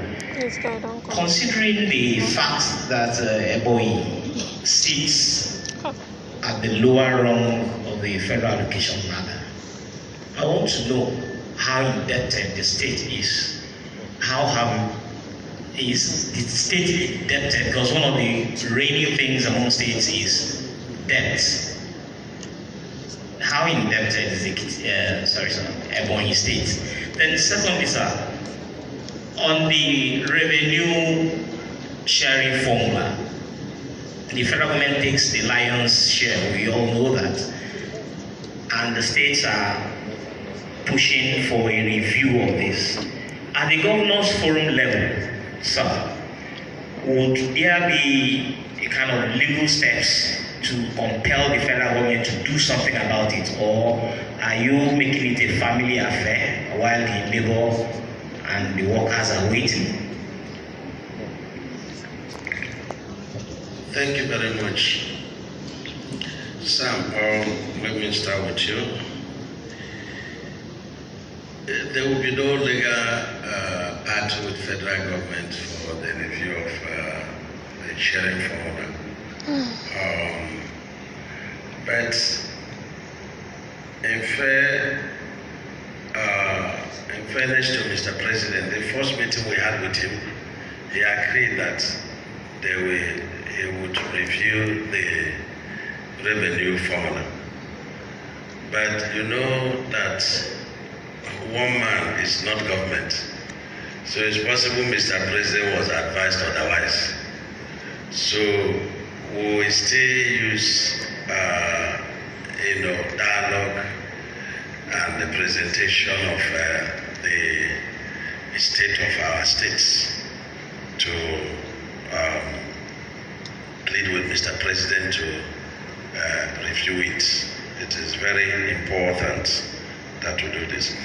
Now, in terms of debt, somebody that left my government, he wanted to take my seat, not knowing that I'm seated very well. Say that,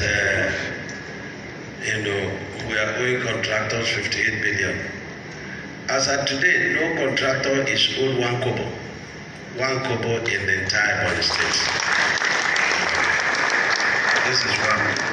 Number two, when we came on board, we borrowed 2 billion, through the CACS, the agricultural program. We have since paid it off. We borrowed 3 billion from, Senate Bank for the same agriculture. We've since paid it off, even though our people don't pay back this money when we give it out as loan. But the important thing is that it's in their pocket. It grows the GDP of Ebonyi State. But if you are listening and you are going, don't think that we have forgotten. You will still pay. It's important. And so we also borrowed 5 billion for the same agriculture from UPA through the same CACS, this thing. I think we paid half of it. And they were wise. They knew that God will still bring us. Otherwise, they wouldn't have allowed us to access that money, the UPA. And so I can say that apart from this 5 billion that we are still paying every month for agriculture, which is a program of federal government, we have not borrowed money, for our programs in Ebonyi State. And when we came on board, it took us 2 years to pay off the debt of the past administration, the bond they obtained for their own program. So we have not borrowed any money beyond what I've told you. If the external debt, this external debt we inherited, it wasn't occasioned by us, we are bound to be paying, but it's not also much. So this is very important. Abakaliki writes, you don't easily find beautiful women on the street because they are very much, cherished. And, so it's the same thing with Abakaliki rice. is so nutritious and very tasty that people from Cameroon, people from all over the country, they troop into Ebonyi State. Every day we sell out everything. So this is the reason. But we are multiplying our meals and multiplying our farmers so that we can make it much more. Our intention is to contribute between 20 to 30% of the rice, need of this nation. And this we are doing. Presently, I think we contribute over 70% of the yam. Not only that our yam is the sweetest, it's also the biggest in size and most available. So this is very important. I don't know about the election of the football association in Ebonyi State. I was reading something like that online. But in Ebonyi State, we do not worry at all. We are coming up with our sporting activities. The thing we do here is that we don't put our two legs at the same time frontward, but every step we put forward, we can never, take it backwards. So we are developing Ebonyi State sporting activity from the scratch, and the Commissioner for Youth and Sports, if I were the only person to decide who makes back my administration, I would have been supporting him to come back because he has done really very, very well. It's very important. The daughter stays with me. In fact, and I said to the daughter, "Who is your father?" He said, "It's me. It's me." I said, "Okay, so you will not pray for your father to come back as commissioner?" He said, "No, he has to come back." Yes. Tony, it's not every Muslim in the north that is hostile to Christians. I think you must give it to all the governors in the north that are very friendly with our Christian brothers and sisters. Some of them, they are even giving appointments. But the behavior of Khan here is different. The Khan chairman is very tolerant. Ebonyi people are also very tolerant, and we are all one, one Nigeria. And why do we discriminate against people that have stayed here with us? Some of them were born here, and so on and so forth. We know that in every tribe we must have criminals, but we cannot use the evil of one person to brand a tribe. So while we are blessing our ministers of God, we also remember people of the other faith, but I will not bless those who are worshiping idols. I will not bless them because I'm a Christian, it's against my faith. So that's why when we give him brand new chips yesterday, we have to also give some to the Muslim community, the chief imam, the chairman of Muslim welfare board, and of course we also extend some other, gift to them each time there is either Christian celebration or Muslim celebration, and they have also done very well in terms of relating with us. So this is the reason why we did what we did. And moreover, remember, I am their governor in Ebonyi State.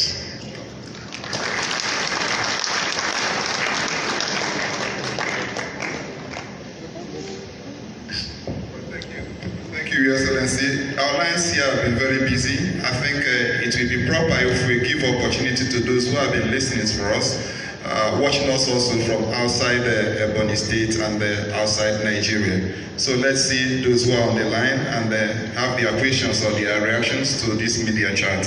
Hello? Hello? Hello. Good evening. Good evening, sir. My name is David from Imo State. From Imo State? Yes. Your name again, please. David is my name. David is my name. Okay, thank you, David. Do you have any question for His Excellency? The relationship between him and the governor of Imo State, Roger Sokocha, and the Southeast governors, and what are the Southeast doing for the movement for the workers and the people? Thank you and God bless you. All right, thank you very much. Your Excellency, I wouldn't know whether I got his question, but I can summarize for you. One, he wants to know the relationship between you and the governor of Imo State, Rochas Okorocha. And also, hello, please, can we maintain some quiet? Can we please maintain some quiet? Please. Secondly, you also want to know your plans for the payment of 30,000 naira minimum wage to civil servants in the state. Thank you, sir. Thank you. David, you have to mind your state. Let me mind my own state. I've just answered that we have set a process of how we pay our own 30,000. Okorocha is my leader, is my friend, and is one of the illustrious sons of Igbo land. Our relationship is wonderful, cordial. In fact, just a few days back, he gave me state award, the Grand Commander of Imo State. So we are in a very good time. I can still take one more question from the callers, and then before we go to our colleagues who are here, who I know are itching to ask questions. Hello?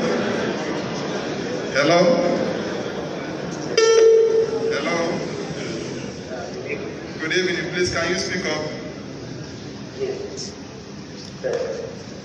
We are not hearing you, please, can you speak up a little? Hello? Yes, ask your question, please. His Excellency. Yes, you answer His Excellency. Ask your question, please. Be quick about that. Yes, from Ebonyi State. From Ebonyi State, local government. Please, I want to know the situation of employment in Ebonyi State. In Bayelsa State. I would like to work in my state. As it is now, under private. That's why I want to know the situation of employment. Thank you. All right, thank you very much. You want to know the situation of employment in Ebonyi State. Is that what you asked? All right, thank you. That's the question, Your Excellency. Yes, employment in Ebonyi State. Those that want to be employed are being employed. But this Abraham probably is looking for me to employ, say that we give waiver to employ people in civil service. I don't believe in that. Not that we do not. We of late employ some people in civil service, but that is not the way to go. The way to go is for everybody in the state to have something to do. And let us start with this issue of minimum wage. Let us start with states that are not paying salaries. If you use 90% of your resources or 95% to pay workers, beyond teachers and medical workers, what are the other people going to do?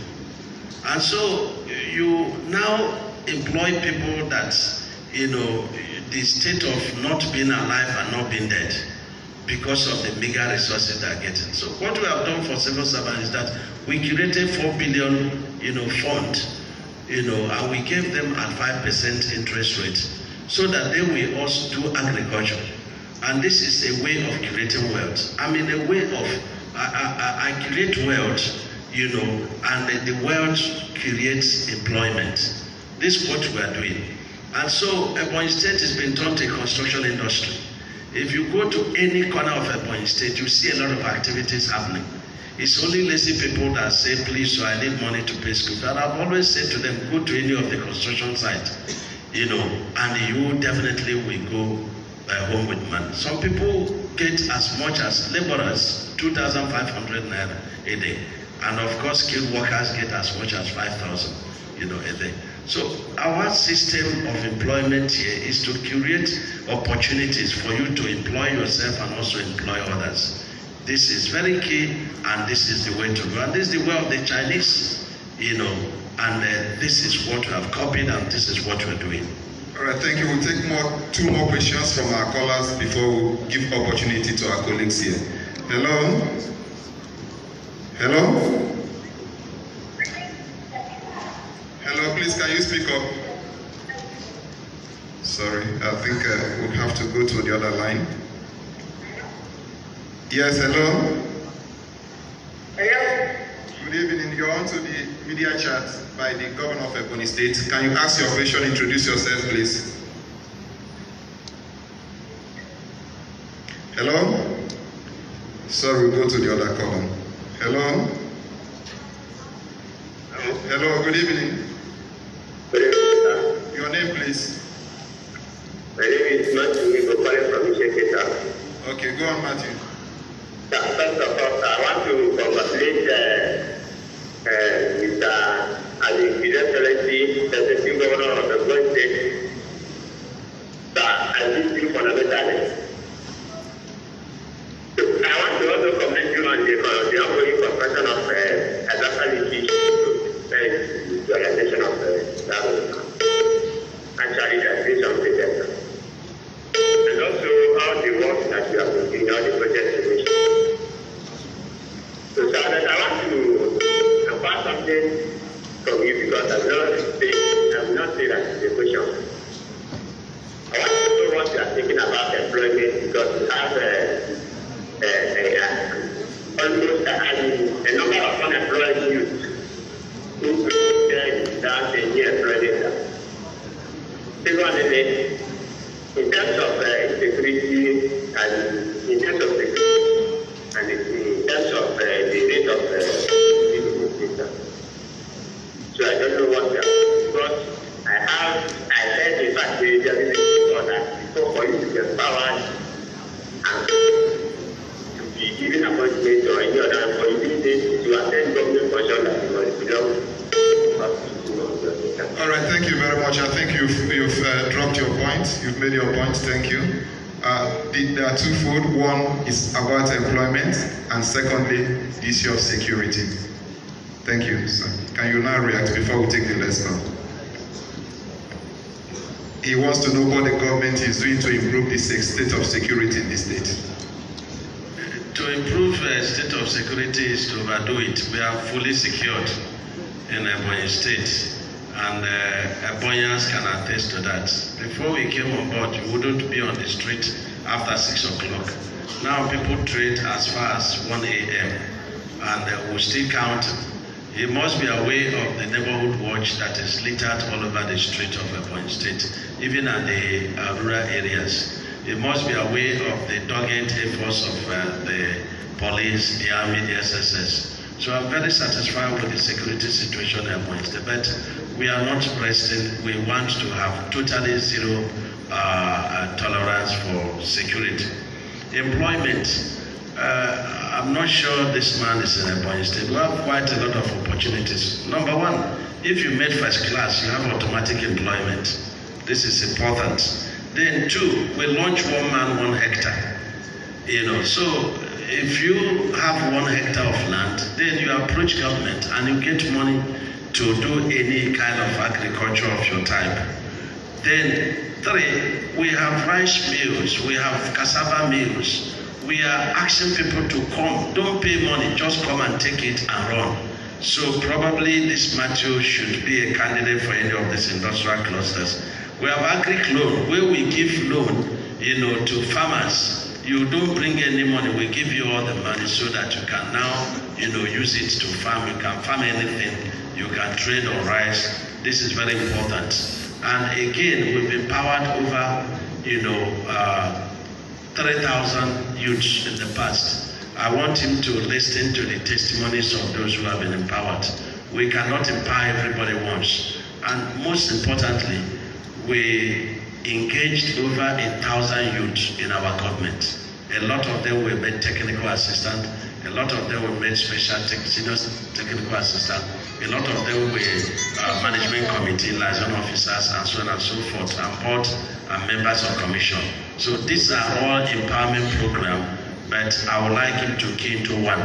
My people in our language used to say that when the first child, has not been able to walk, don't ask the second one to run. Since the civil servants, their take home is not what is encouraged all over the nation. To keep employing and suffering them is not the best. We have to find alternative means of employment. curation of job opportunities so that people will also expand in such areas and be able to employ others. But most importantly, people should be willing to work. I feel so sad when I see Nigerians, crossing the Sahara Desert, going to Libya from there to go to Italy, to go and look for what? Because that the work they do over there, the work Nigerians do outside this country, they can't accept to do it in Nigeria. That is the truth. So when you're living, there's still a lot of opportunities here. Sometimes you look around, you begin to wonder whether what you are lacking is, people to do work or work to be done. And that is the truth. I learned of a company that employs some fresh graduates and they place them at 40,000 naira. And then the graduates all left. And the question is, do you have 40,000? Why don't you start with 40,000? From there to 60. They say, how much do you want to be paid? Say 150,000 naira. So those people will go and they make up the number of unemployed people. So we must have to begin to bend down to do. Some of our people earn as much as $100 a month, in overseas. But you are paying 40,000 here, you are not happy. So this is very important for us to learn to be contented and then to value what we have here. Here you have freedom, here you can afford food and so on and so forth. But over there, freedom is denied, movement is denied, food is a problem, and so on and so forth. But you stay there and then be texting in Facebook, and then be posting that you are in overseas. Of course, Ebonyi State has also become overseas. Thank you, Your Excellency. We are going to take 4 questions from our colleagues down there, and at the end of that, we will draw the curtain. Thank you. Thank you very much. Please don't forget to introduce yourself and the medium we represent. Make it as brief as possible.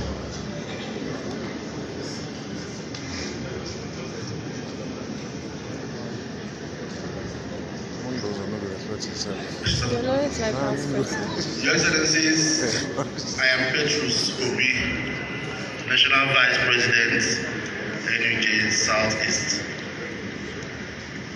Your Excellency, I must commend you. Your achievements are eloquent. Only especially those of us who live there, who appreciate it better. You will be shocked, Your Excellency. Leo was there. So if it's recommending you for presidency, you shouldn't be worried. Because he knows what Abakaliki look like. Your Excellency, going from there, I don't know if you have watched an advert by one of the GSM providers. Upon all you've done, they're trying to portray Abakaliki still as dusty state capital. What are you doing about that? Secondly, Excellency, you talked about providing generators for students in the university, some of the schools there, which is laudable. But again, Excellency, we wonder, as the chairman Southeast Governors Forum, can't we be able to get our own power supply to take care of our power needs in the Southeast? Thank you very much.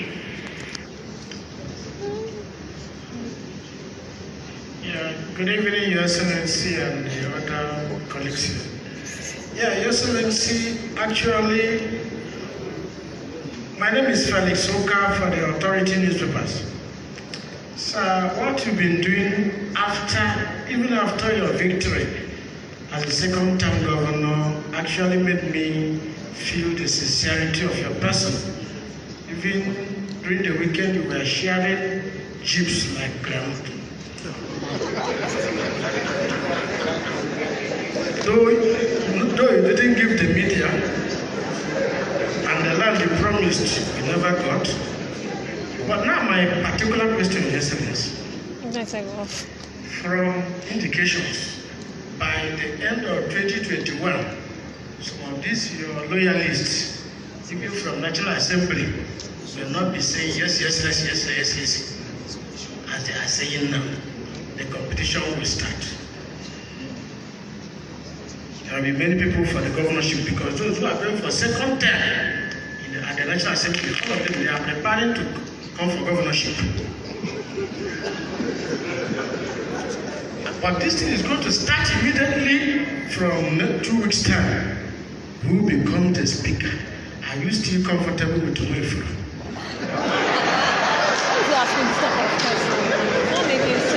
Thank you. Which kind of questions would you say?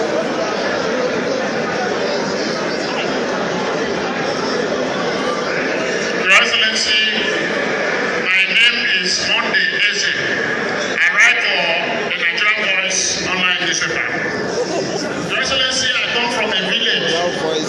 And in my village, there are so many primary schools and secondary schools. I discovered that so many teachers have retired and they have not been replaced.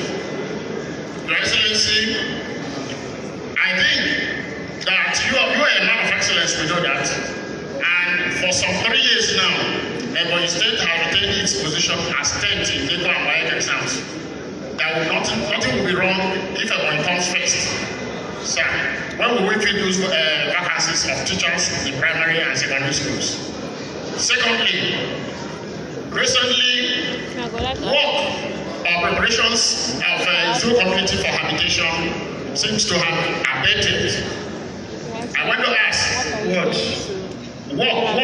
on the zoo community, that's the preparation for the zoo community to make it habitable. The zoo community is usually local government area. So I want to ask, what is the timeline of your administration to make that place inhabited by the zoo people? Thirdly, just the last one, sir. Sometime in 2018, you have received a national application for creation of autonomous communities. Donor agencies and the federal government have made autonomous communities a vehicle of development by virtue of what they call community-driven development. They have also demonstrated in the law that creation of autonomous communities is a way of ensuring peace. When is your administration going to create more autonomous communities for the sake of peace and development? Thank you, Your Excellency. Last question. Don't go for my hand. You go pay me for up fee for my hand. The last question. Your Excellency, our daddy and the mommy of the state. My name is Chinaza John. I work for NTA. When you took over 4 years ago, sir, you went for assessment of various projects in the state. And one of the projects you went to was the World Trade Center. Immediately after that, you set up a committee, as a committee to conduct an integrity test. What are their findings? We want to know. Because looking at the Gov.Umahi'S international market, you've really given it face. God bless you, sir. So what will be the fate of the World Trade Center? Concerning the tax, it is the duty of every citizen to pay tax. If you're a child of God, you should pay your tax. But I want to say, sir, in reviewing the tax system, it should be harmonized so that hoodlums will not take advantage of it as they did in the past. It should be harmonized in such a way that if a shop owner should know I'm expected to pay 1,000 naira in a year, then the different ministries will now go to that central account and collect what is due to them. So that hoodlums will not come that you're paying for business premises, this is for this local government, this is for the other local government. If it is harmonized, if it will be possible to be harmonized, it will help the citizens of the state. God bless you, sir. Thank you. Let me start, Chinaza, let me start with tax review. We are working very hard in terms of tax review. We have a seasoned former MD of the bank as the chairman of Board of Internal Revenue, Chief Mike Chukwu, and we have reviewed our law. The law says that if you collect tax and you are not, authorized by law to collect tax, or you're supposed to collect 10 naira, you collect 20 naira, the law says you should go to prison for 10 years without option of fine. And I am building more prisons for the the non-Ebonians who we want to default in tax payment, because Ebonians are good people, they will not default in tax payment. World Trade Center, it failed integrity test. And because it failed integrity test, we are nurturing the courage to approach the House of Assembly for us to bring that building down. Since I wouldn't put my children there, I wouldn't also like to put other people's children in that place. So the integrity test is failed. But the anointing in it is that the contractor is an indigenous of Ebonyi State, took us to arbitration claiming to be paid billions. Whereas the place, that project is a monumental fraud. And so we are in arbitration with him, and I hope I'll be able to make some money for him to use to bring down that structure for the safety of Ebonians. Monday said, thank you very much. Yes, I agree with you. There have been a number of retired teachers. In fact, the chairman of Local Government Service Commission wrote a letter to me that we should employ more teachers. I say yes, but since I came on board, pension is increasing, salary is static. What is the magic? If pension is increasing, salary should be decreasing. Then the gap is what you create funds to use to employ more teachers.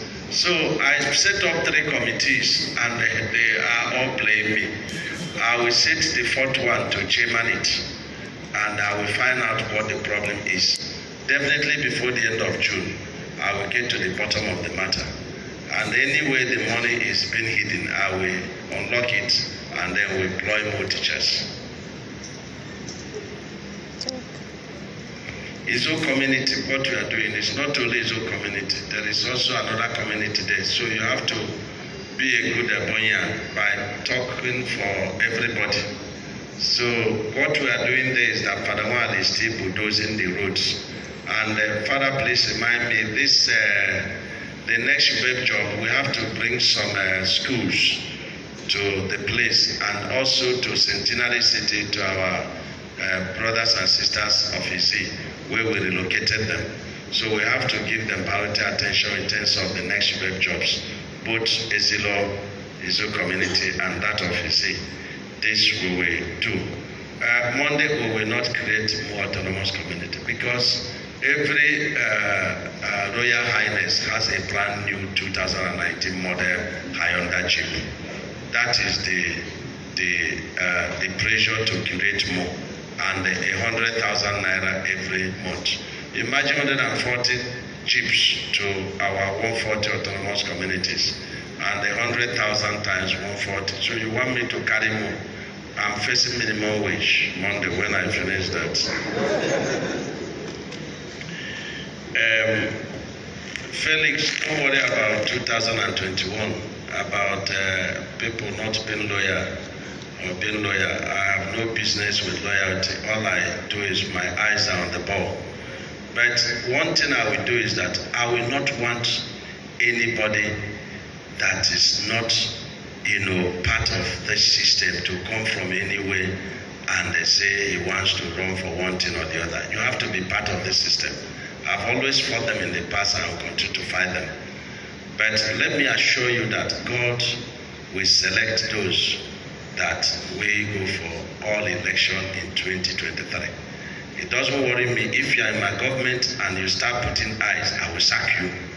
Because only 6 months do we have to do politics. The rest is work. Even during the day of election, I was inspecting projects.